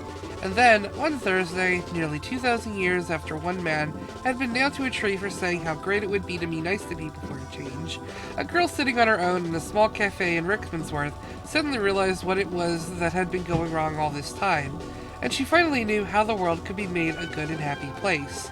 This time it was right, it would work, and no one would have to get nailed to anything. Sadly, however, before she could get a phone to tell anyone about it, a terrible, stupid catastrophe occurred, and the idea was lost forever. This is not her story, but it is the story of that terrible, stupid catastrophe and some of its consequences. It is also the story of a book called The Hitchhiker's Guide to the Galaxy. Not an Earth book, never published on Earth, and until the terrible catastrophe occurred, never seen or ever heard of by any Earthman. Nevertheless, a wholly remarkable book. In fact, it was probably the most unremarkable book ever to come out of the great publishing corporations of Ursa Minor, of which no Earthman had ever heard of either.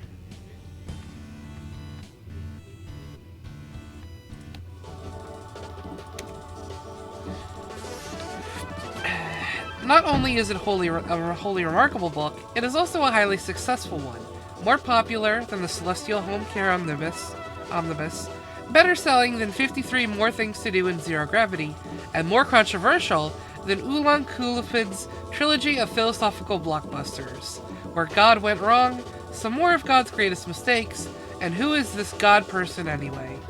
In many of the more relaxed civilizations on the outer eastern rim of the galaxy, the Hitchhiker's Guide has already supplanted the Great Encyclopedia Galactica as the standard repository of all knowledge and wisdom, for though it has many omissions and contains much that is apocryphal, or at least wildly inaccurate, it scores over the older, more pedestrian work in two important respects. First, it is slightly cheaper, and second, it has the words "Don't Panic" inscribed in large, friendly letters on its cover. But the story of this terrible, stupid Thursday, the story of its extraordinary consequences, and the story of how these consequences are inextricably intertwined with this remarkable book begins very simply. It began with a house.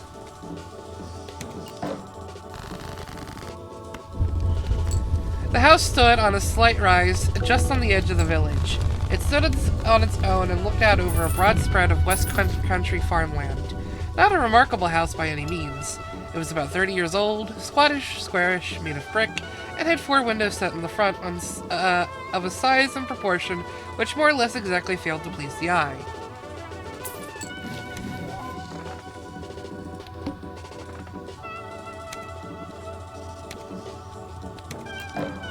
The only person for whom the house was in any way special was Arthur Dent, and that was only because it happened to be the one he lived in.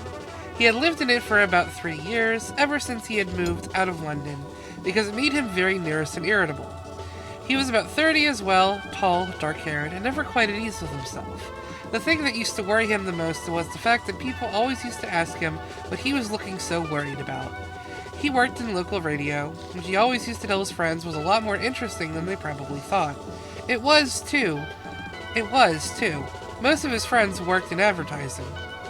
On Wednesday night, it had rained very heavily. The lane was wet and muddy, but the Thursday morning sun was bright and clear as it shone on Arthur Dent's house for what was to be the last time. It hadn't properly registered yet with Arthur that the council wanted to knock it down and build a bypass instead. At 8 o'clock on Thursday morning, Arthur didn't feel very good. He woke up blearily, got up, wandered blearily around his room, opened a window, saw a bulldozer, found his slippers, and stomped off to the bathroom to wash. Toothpaste on the brush, so scrub. Shaving mirror, pointing at the ceiling, he adjusted it. For a moment, it reflected a second bulldozer through the bathroom window. Properly adjusted, it reflected Arthur Dent's bristles. He shaved them off, washed, dried, and stomped off to the kitchen to find something pleasant to put in his mouth. Kettle, plug, fridge, milk, coffee, yawn.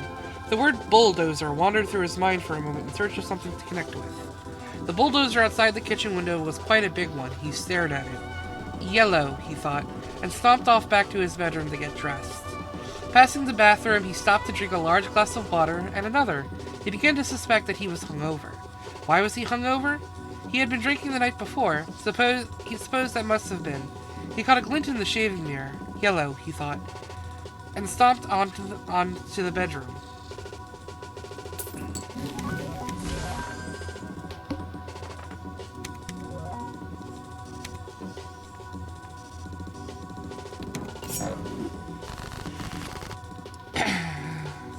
He stood and thought. The pub, he thought. Oh dear, the pub. He vaguely remembered being angry. Angry about something that seemed important. He'd been telling people about it at great length. He rather suspected his clearest visual recollection was of glazed looks on other people's faces. Something about a new bypass he'd just found out about. It had been in the pipeline for months, only no one seemed to have known about it. Ridiculous. He took a swig of water. It would sort itself out, he decided.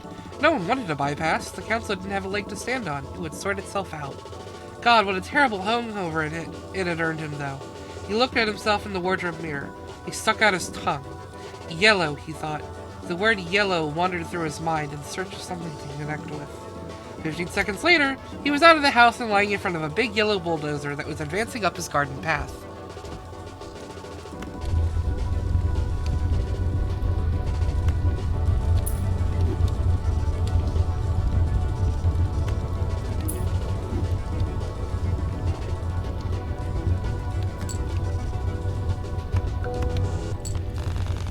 Mr. L. Prosser was, as they say, only human. In other words, he was a carbon-based bipedal lifeform descended from an ape. More specifically, he was 40, fat, and shabby, and worked at the local council. Curiously enough, he didn't know it, he was also a direct male-line descendant of Genghis Khan. Though intervening generations and racial mixing had so juggled his genes that he had no discernible Mongoloid characteristics, and the only vestiges left in Mr. L. Prosser of his mighty ancestry were a pronounced stoutness about the tongue and a predilection for little fur hats. He was by no means a great warrior. In fact, he was nervous, a worried man. Today, he was particularly nervous and worried because something had gone seriously wrong with his job, which was to see that Arthur Dent's house got cleared out of the way before the day was out. "Come off it, Mr. Dent," he said. "You can't win, you know. You can't lie in front of the bulldozer indefinitely." He tried to make his eyes blaze fiercely, but they just wouldn't do. Arthur lay in the mud and squelched at him. "I'm game," he said. "We'll see who rusts first." "I'm afraid you're going to have to accept it," said Mr. Prosser, gripping his fur hat and rolling it around the top of his head. "This bypass has got to be built, and it's going to be built." "First I've heard it," said Arthur. "Why's it got to be built?" Mr. Prosser shook his finger at him for a bit, then stopped and put it away again. "What do you mean, why it's got to be built?" he said. "It's a bypass. You've got to build bypasses." Bypasses are devices that allow some people to dash from point A to point B very fast, while other people dash from point B to point A very fast. People living at point C, being a point directly in between, are often given to wonder what's so great about point A that so many people from point P are so keen to get there, and what's so great about point B that so many people from point A are so keen to get there. They often wish that people would just once and for all work out where the hell they wanted to be. Mr. Prosser wanted to be at point D. Point D wasn't anywhere in particular, it just wasn't any convenient point a very long way from points A, B, and C. He would have a nice little cottage at point D with axes over the door, and spend a pleasant amount of time at point E, which would be the nearest pub to point D. His wife, of course, wanted climbing roses, but he wanted axes. He didn't know why, he just liked axes. He flushed hotly under the derisive grins of the bulldozer drivers. He shifted his weight from foot to foot, but it was equally uncomfortable on each. Obviously somebody had been appallingly incompetent, and he hoped to God it wasn't him.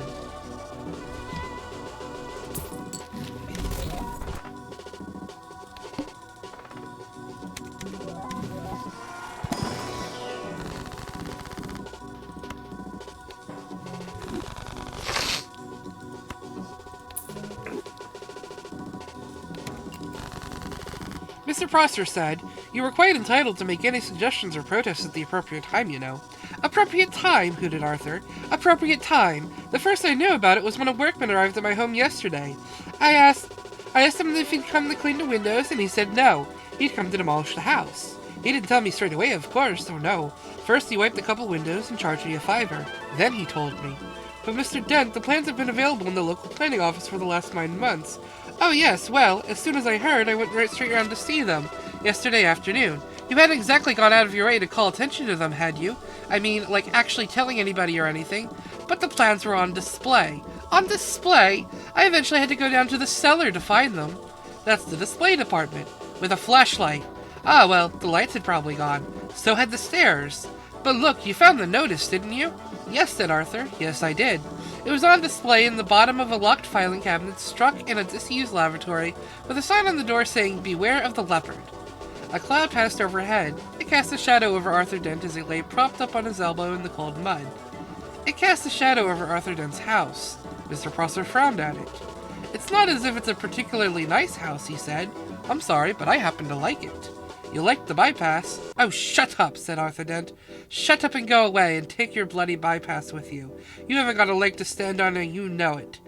Mr. Prosser's mouth opened and closed a couple of times while his mind was for a moment filled with inexplicable but terribly attractive visions of Arthur Dent's house being consumed with fire and Arthur himself running and screaming from the blazing ruin, with at least 3 hefty spears protruding from his back. Mr. Prosser was often bothered with visions like these, and they made him feel very nervous. He started for a moment and then pulled himself together. "Mr. Dent," he said. "Hello, yes," said Arthur. "Some factual information for you. Have you idea how much damage the bulldozer would suffer if I just let it roll straight over you?" "How much?" said Arthur. "None at all," said Mr. Prosser, and stormed nervously off, wondering why his brain was filled with 1,000 hairy horsemen all shouting at him. By a curious coincidence, none at all, is exactly how much suspicion the ape descendant Arthur Dent had that one of his closest friends was not descended from an ape, but was in fact from a small planet somewhere in the vicinity of Betelgeuse, and not from Guildford as he usually claimed. Arthur Dent had never even ever suspected this.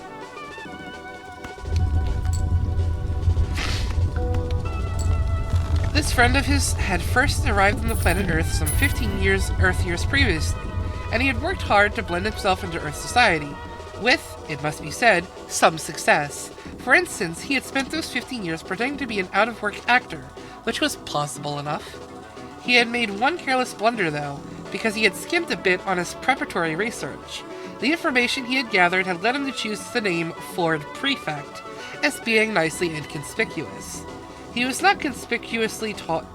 His features were striking, but not conspicuously handsome. His hair was wiry and gingerish, and brushed backward from the temples. His skin seemed to be pulled backward from the nose. There was something very slightly odd about him, but it was difficult to say what it was. Perhaps it was that his eyes didn't seem to blink often enough, and when you talked to him for any length of time, your eyes began to involuntarily to water on his behalf. Perhaps it was that he smiled slightly too broadly and gave people the unnerving impression that he was about to go for their neck. He struck most of the friends he had made on Earth as eccentric, but a harmless one, and a really boozer with some oddish habits. For instance, he would often gate-crash university parties, get badly drunk, and start making fun of any astrophysicist he could find till he got thrown out. Sometimes he would get seized oddly with oddly distracted moods and stare into the sky, as if hypnotized until someone asked him what he was doing. Then he would stare guiltily for a moment, relax and grin. "Oh, just looking for flying saucers," he would joke, and everyone would laugh and ask him what sort of flying saucers he would look for. "Green ones," he replied, with a wicked grin, laughed wildly for a moment, and then suddenly lunged for the nearest bar and buy an enormous round of drinks. Evenings like this usually ended badly. Ford would get out of his skull and whiskey, huddle in a corner with some girl, and explain to her in third phrases that honestly, the color of the flying saucers didn't matter much really. Thereafter, staggering semi-paralytic down the night streets, he would often ask policemen if they knew the way to Betelgeuse. The policeman would usually say something like, "Don't you think it's about time you went off home, sir?" "I'm trying to, baby, I'm trying to," is what Ford invariably replied on these occasions.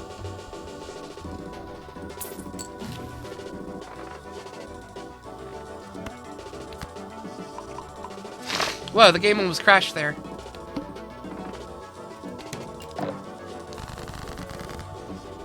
In fact, what he was really looking for when he stared directly into the sky was of any flying saucer at all. The reason he said green was that green was a traditional space livery of the Betelgeuse Trading Scouts. Ford Prefect was desperate that any flying saucer at all would arrive soon because 15 years was a long time to get stranded anywhere, particularly somewhere as mind-bogglingly dull as the Earth. Ford wished that a flying saucer would arrive soon, because he knew how to flag flying saucers down and get lifts from them. He knew how to see the marvels of the universe for less than $30 Altarian a day. In fact, Ford Prefect was a roving researcher for that wholly remarkable book, The Hitchhiker's Guide to the Galaxy.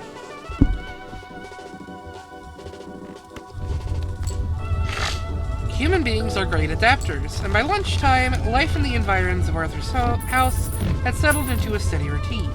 It was Arthur's accepted role to lie squelching in the mud, making occasional demands to see his lawyer, his mother, or a good book. It was Mr. Prosser's accepted role to tackle Arthur with the occasional new ploy, such as For the Public, Good Talk, or the March of Progress talk. The They Knocked My House Down Once, Never Looked Back talk, and various other categories and threats. And it was the bulldozer driver's accepted role to sit around drinking coffee and experimenting with union regulations to see how they could turn the situation to their financial advantage.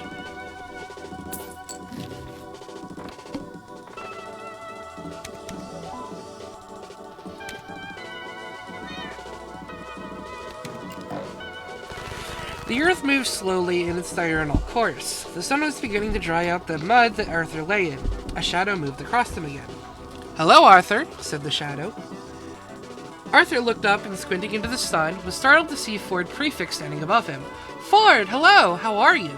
"Fine," said Ford. "Look, are you busy?" "Am I busy?" exclaimed Arthur. "Well, I've just got all these bulldozers and things to lie in front of because they'll knock my house down if I don't. But other than that, well, no, not especially. Why?" They don't have sarcasm on Beetlejuice, and Ford Prefect often failed to notice it unless he was concentrating.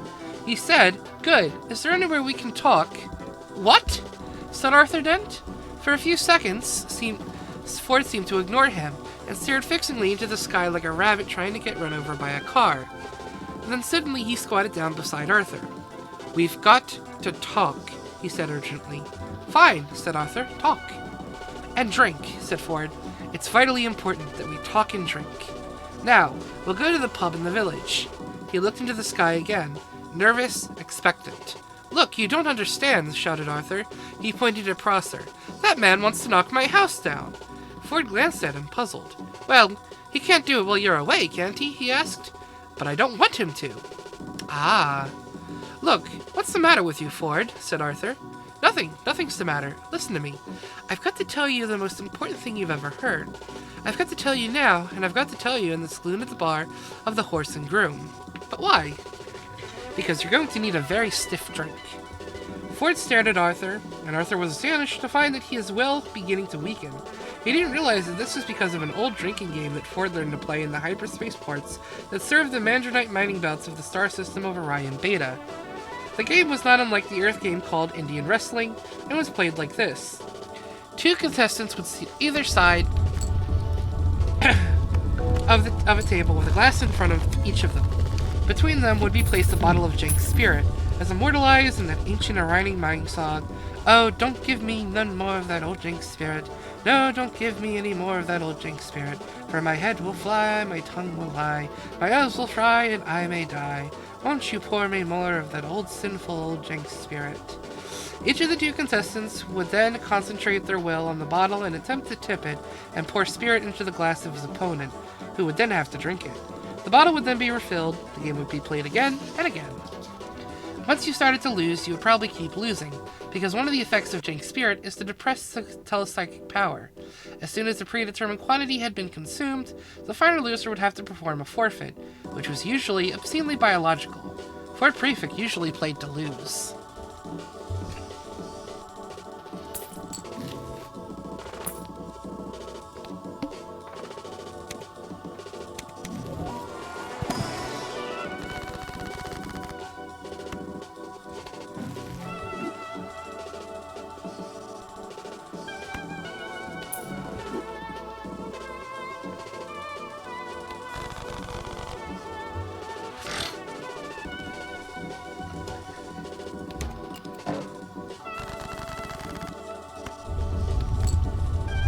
Ford stared at Arthur, who began to think that perhaps he did not want to go to the Horse and Groom after all. "What about my house?" he asked plaintively. Ford looked across to Mr. Prosser, and suddenly a wicked thought struck him. "He wants to knock your house down?" "Yes, he wants to build, and he can't because you're lying in front of his bulldozer." "Yes, and I'm sure we can come to some arrangement," said Ford. "Excuse me," he shouted. Mr. Prosser, who was arguing with a spokesman for the bulldozer drivers about whether or not Arthur Dent constituted a mental health hazard and how much should get paid if he did, looked around. He was surprised and slightly alarmed to see that Arthur had company. "Yes, hello," he called. "Has Mr. Dent come to his senses yet?" "Can we, for a moment," called Ford, "assume he hasn't?" "Well," said Mr. Prosser.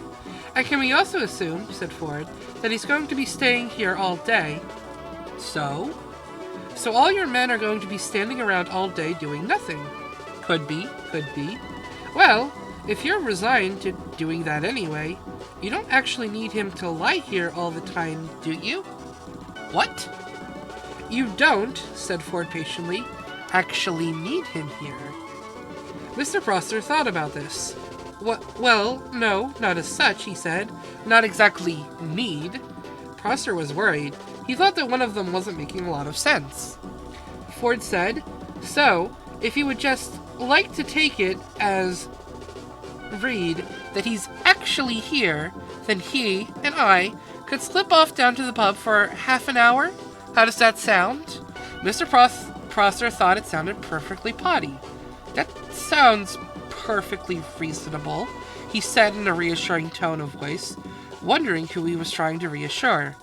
"And if you want to pop off for a quick one yourself later on," said Ford, "we can always cover for you in return." "Thank you very much," said Mr. Prosser, who no longer knew how to play this at all. "Thank you very much. Yes, that's very kind." He frowned and smiled, then tried to do both at once. He failed, grasped hold of his fur hat, and rolled it fitfully around the top of his head. He could only assume that he had just won. "So," continued Ford Prefect, "if you would like to just come over here and lie down." "What?" said Mr. Prosser. "Ah, I'm sorry," said Ford. "Perhaps I hadn't made myself fully clear. Somebody's got to lie in front of the bulldozers, haven't they? Or there won't be anything to stop them driving into Mr. Dent's house, will there?" "What?" said Mr. Prosser again. "It's very simple," said Ford. "My client, Mr. Dent, says that he will stop lying here in the mud on the sole condition that you come and take over for him." "What are you talking about?" said Arthur, but Ford nudged him with his shoe to be quiet. "You want me," said Prosser, spelling out his new thought to himself, "to come and lie there?" "Yes." "In front of the bulldozer?" "Yes." "Instead of Mr. Dent?" "Yes." "In the mud?" "In, as you say, the mud." As soon as Mr. Prosser realized that he was substantially the loser after all, it was as if a weight lifted himself off his shoulders. This was more like the world as he knew it. He sighed. "In return for which you will take Mr. Dent with you down to the pub?" "That's it," said Ford. "That's it exactly." Mr. Prosser took a few nervous steps forward and stopped. "Promise?" he said. "Promise," said Ford. He turned to Arthur. "Come on," he said to him. "Get up and let the man lie down." Arthur stood up, feeling as if he was in a dream. Ford beckoned to Prosser, who sadly, awkwardly, sat down in the mud. He felt that his whole life was some kind of dream, and he sometimes wondered whose it was and whether they were enjoying it. The mud folded itself around his bottom, and his arms and oozed into his shoes. Ford looked at him severely. "And no sneaky knocking Mr. Dent's house down while we're away at all." "All right," he said. "The mere thought," growled Mr. Prosser. "Hadn't even begun to speculate," he continued, settling himself back, "about the merest possibility of crossing my mind." He saw the bulldozer driver's union representative approaching and letting his head sink back and close his eyes. He was trying to marshal his arguments for proving that he did not know how to constitute a mental health hazard for himself. He was far from certain about this. His mind seemed to be full of noises, horses, smoke, and the stench of blood. This always happened when he felt miserable or put upon, and he had never been able to explain it to himself. In a high dimension of which we know nothing, the mighty Khan bellowed with rage, but Mr. Prosser only trembled slightly and whimpered. He began to feel little pricks of water behind his eyelids. Bureaucratic cock-ups, angry men lying in mud, indecipherable strangers handing out inexplicable humiliation, and an unidentified army of horsemen laughing at him in his head. What a day! What a day! Ford Prefect knew it didn't matter a pair of dingo's kidneys whether Arthur's house got knocked down or not now. Arthur remained very worried. "But can we trust him?" he said. "Myself, I'd trust him to the end of the earth," said Ford. "Oh yes," said Arthur. "And how far's that?" "About 12 minutes away," said Ford. "Come on, I need a drink." And we're gonna stop reading there. That is chapter 1 and the prologue to Hitchhiker's Guide to the Galaxy.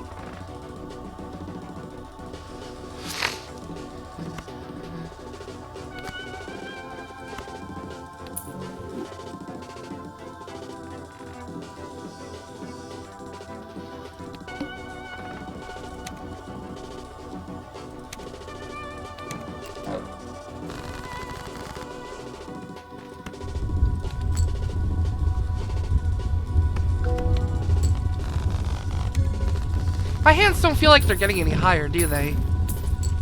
It doesn't feel like it.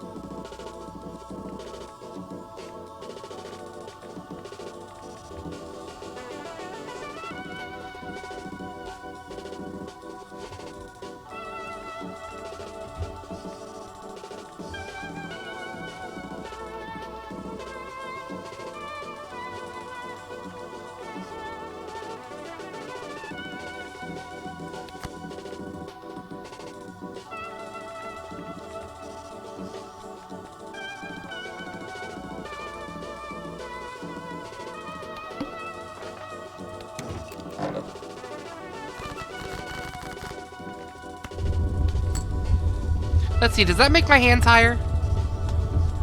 Calculations going out the charts, though. Holy. Yeah, that's a lot higher now.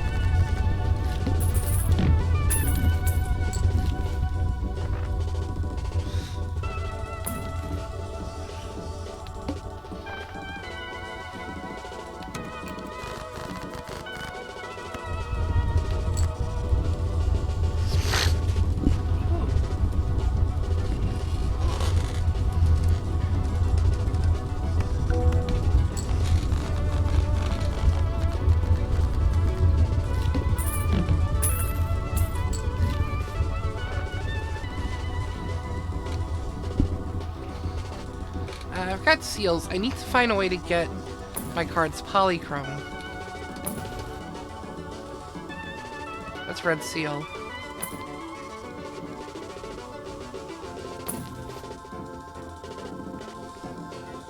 No.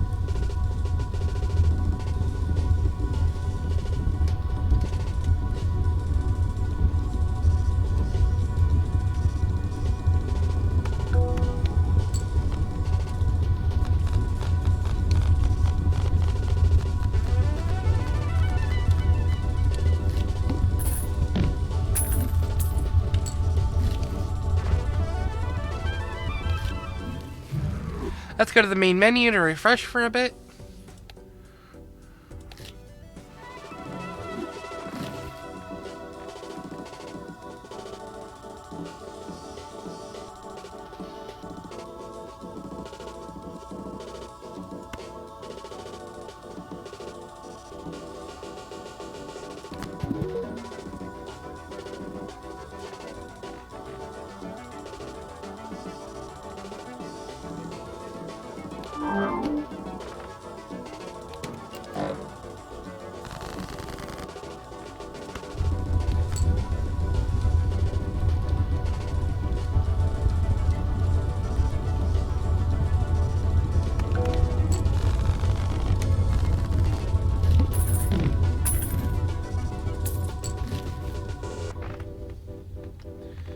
Okay, that's pretty good. Now, I want to...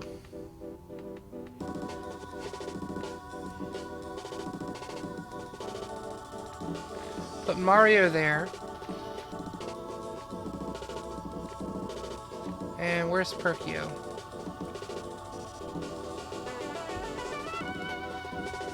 Perkio. Holy shit! Okay!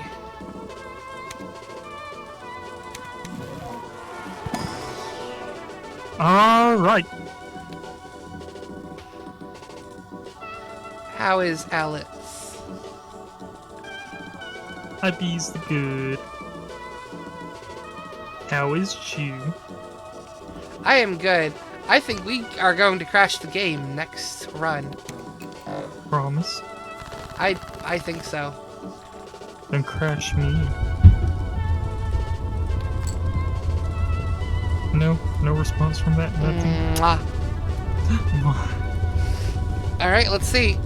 Originally it had 377,000 calculations to make. It's already gone above that. Yeah. Crash the game. Crash the game.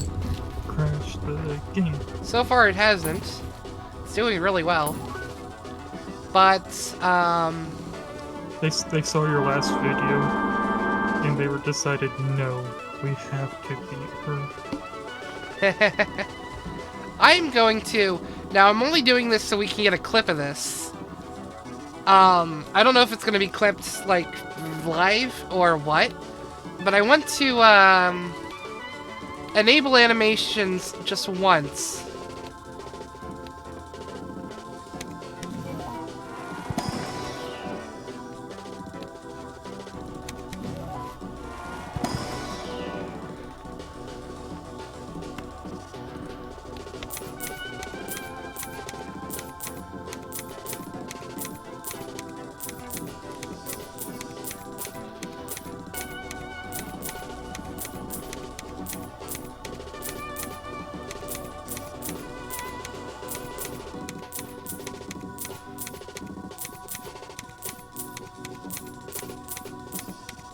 What if we just start putting road spikes out at scenes where we don't want people near us?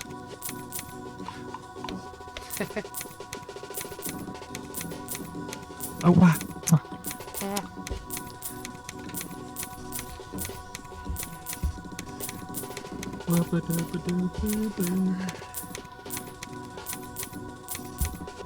This is really fun. I got in a shootout and I hit someone right in the head with my top character.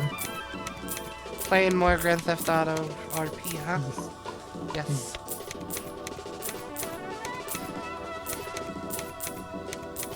I named the cop character Vortex, so his nickname would essentially become Tex, and he's a sheriff. I like to be clever with my names. Yes. Because that's my whole shtick, is references with names and stuff. I should get him certified though to use the motorcycles. Because then that'd be like Tex the sheriff on his steel horse. Yeah. I'd probably get shot off of it a lot, but it'd be cool. Alright, chat. Animation's on. High card, lucky, red seal, 7 of diamonds. 127 Plutos. I've got a re-trigger engine, a bunch of To the Moons for profit. Add Chico to disable the blind. I've got a few exponentials like Primus and Circulus Pistoris. Google Play cards and membership cards for multipliers. Crustulum for chips. And some more re-triggers over here with Mario, Canvas, and of course our main re-triggers. No sound, no memory. This is gonna have our 1-7 trigger a minimum of 3, 6, 9, 12. You're gonna be seeing this thing go for about, I would say, at least 30. You're gonna see this thing re-trigger at least 30 times, if this works.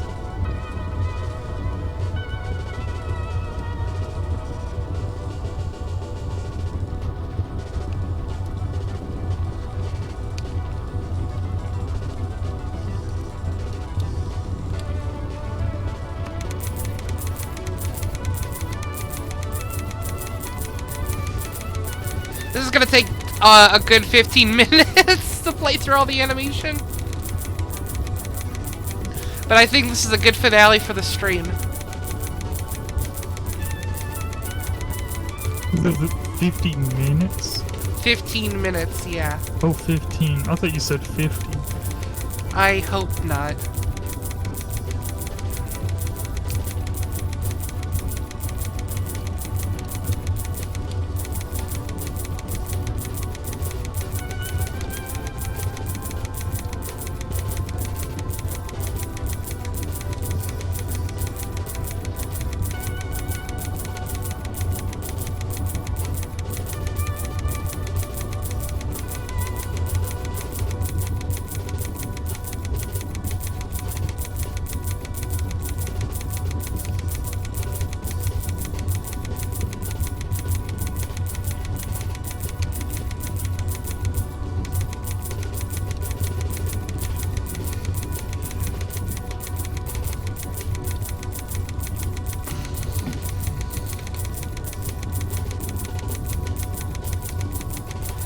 It hasn't even started counting the card yet. It's not even close to starting to count the card yet. This is just the... This is all the pre-triggers.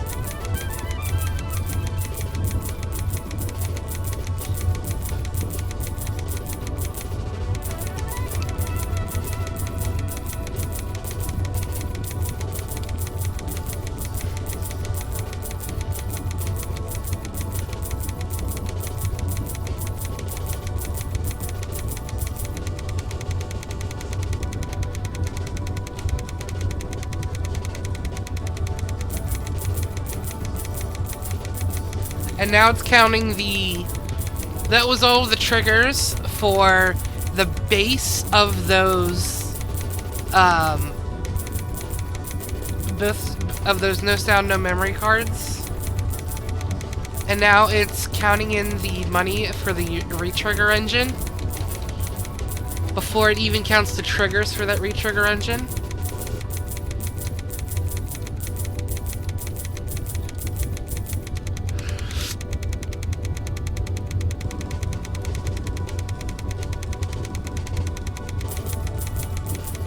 Mario's causing the re-trigger engine to re-trigger again.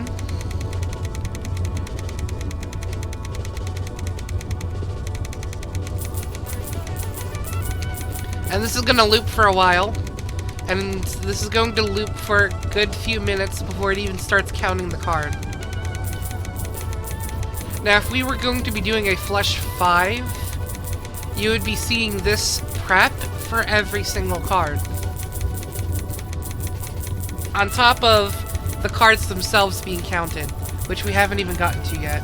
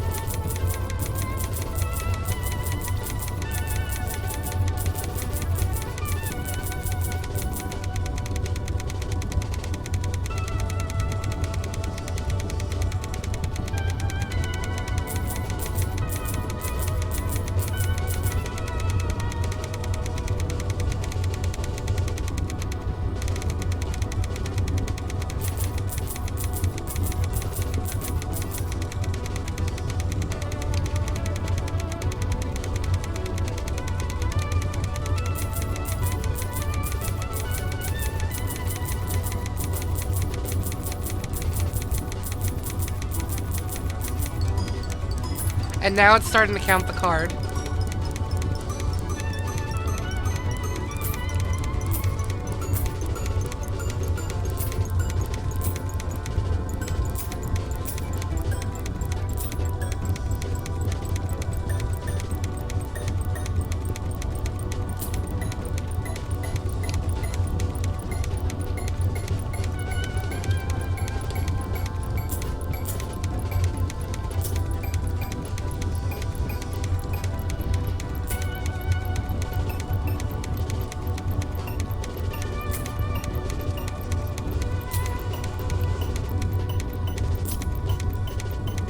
It's still on the first no sound, no memory.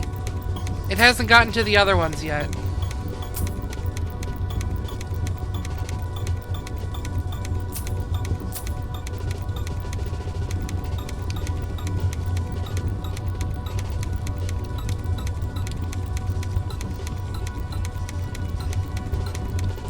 It's on the second one now.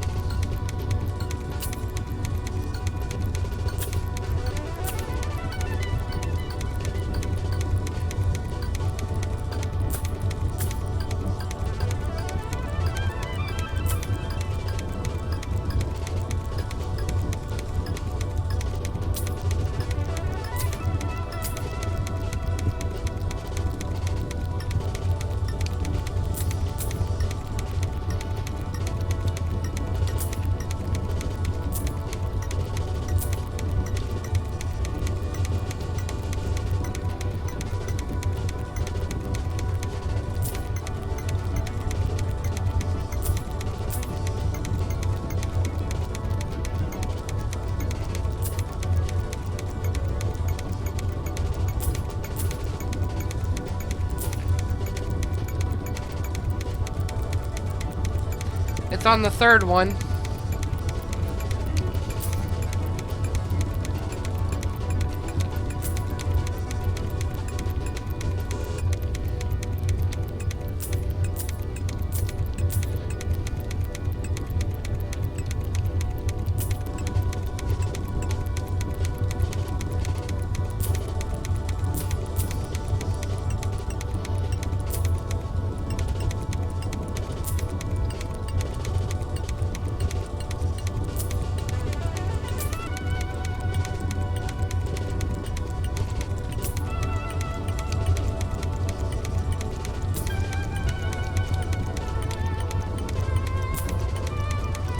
It's on the fourth one. And notice I'm not saying it's the last one. It's on the fourth one. Because it hasn't counted the re-trigger engine yet.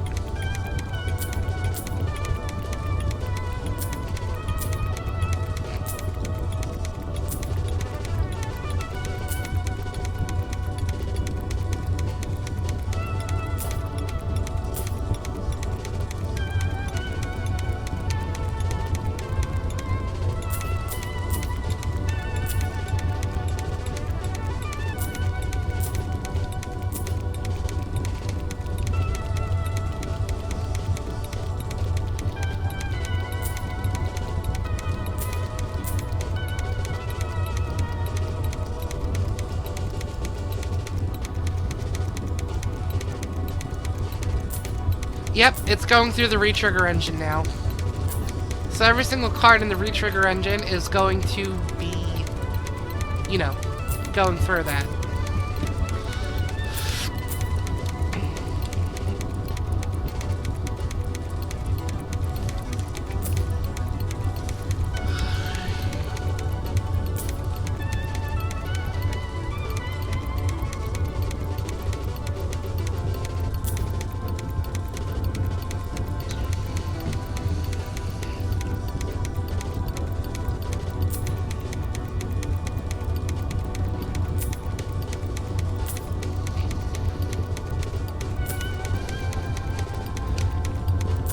About halfway through the scoring engine, actually 3/4 of the way.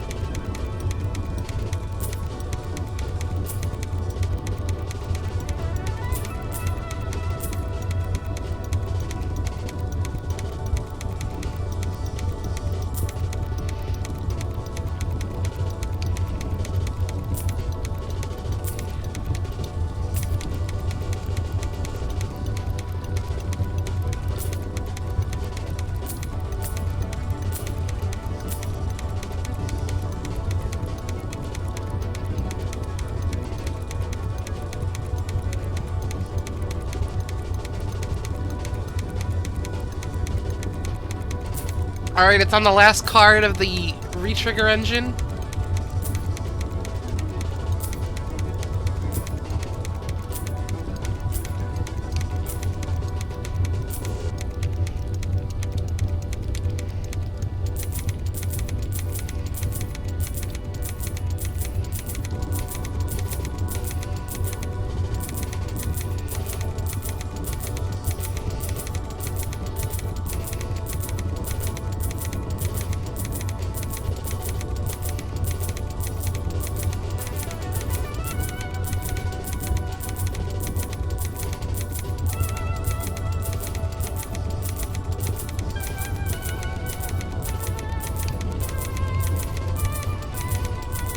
Now going through and adding in all of the multipliers. It's currently on the Discord ones. Retriggering those. And there's 4 of those.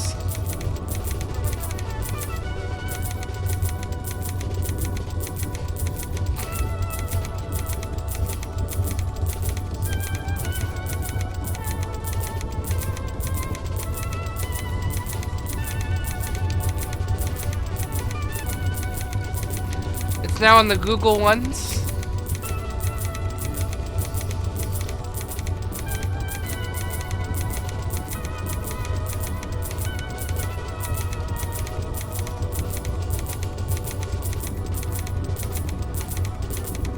It's now going through the Pies. It's going through the Primus.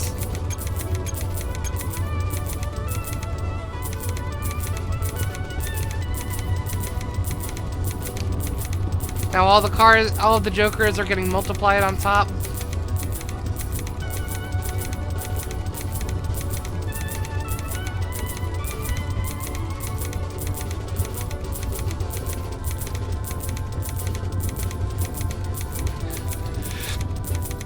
Yeah, it looks like it's gonna take exactly 15 minutes to go through this round. So this is a good finale to the stream.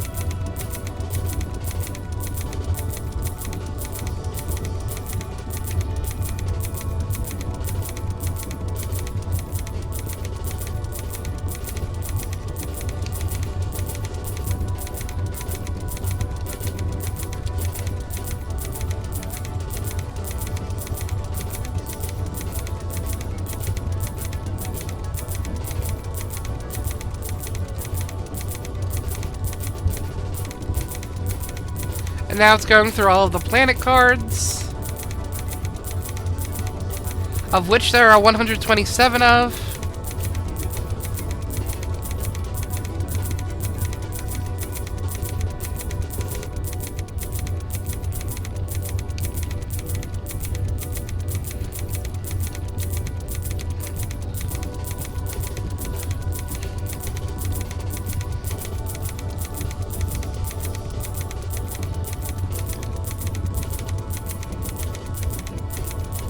I believe I have a Wario in here too. Yeah, all the Jokers are giving $3 when triggered. And because they're triggering with every single planet being triggered, you're gonna see this, like, Gigaloop.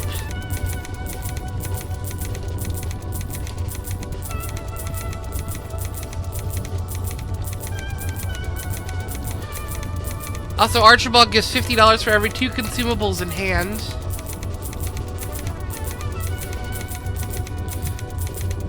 So this is just for calculating the score.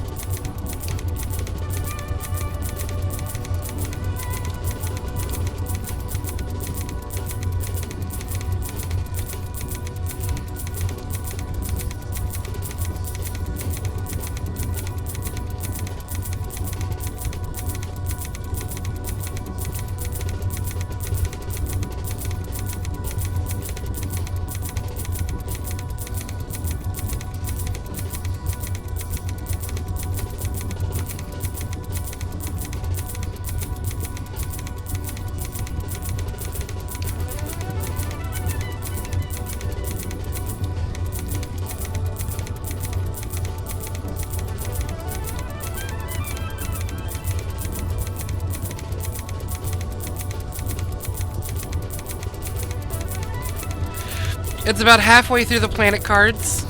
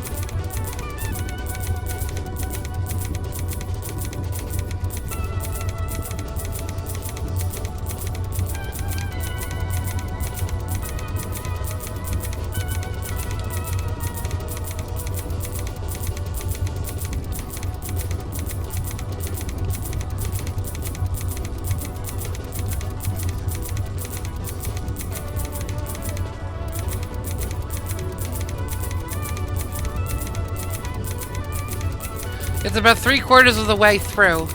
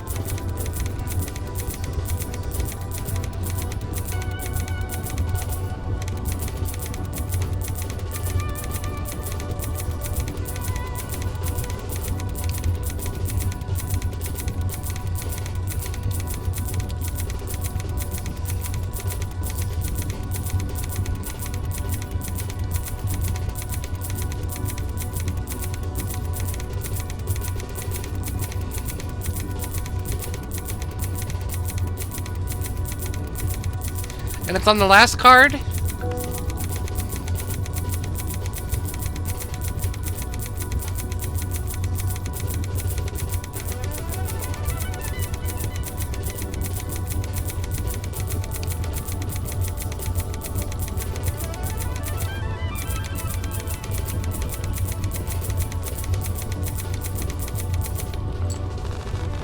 And there we go. That took 20 minutes. That took 20 minutes.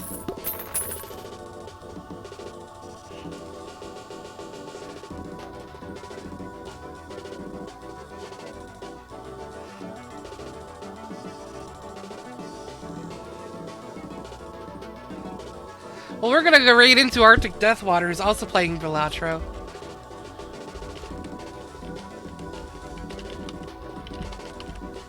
Let's go ahead and put on the rating out screen. Tune in tomorrow where we're going to be playing Adventure Quest Worlds followed by Gunfire Reborn. At least that's the plan. So look forward to that. So let's go ahead and I always look forward to you. Aww. So let's go ahead and raid into Arctic Deathwater.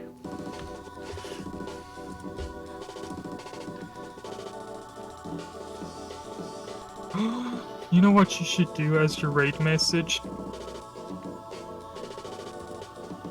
What? Stay satire. Nah. Eh. I mean, it is kind of a corny one, isn't it?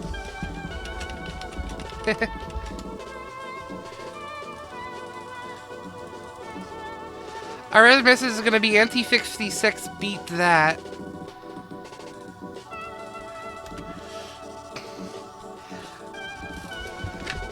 That being said, a little bit of friendly competition between streamers is always a good thing. Again, tune in tomorrow. We're going to be playing Adventure Quest Worlds, followed by some Gunfire Reborn. We're only going to do like an hour or two of Adventure Quest Worlds, because I don't think any events are going on right now. And then we're going to be playing some Gunfire Reborn, because I haven't played that in a while, and I want to get back into that. After stream, in the Discord, we are going to be having an open mic night. These are encouraged so that way we can get more people into Trusted VC. So yeah, feel free to join Open Mic Night in the Discord. Until then, see you all tomorrow. Have a wonderful night.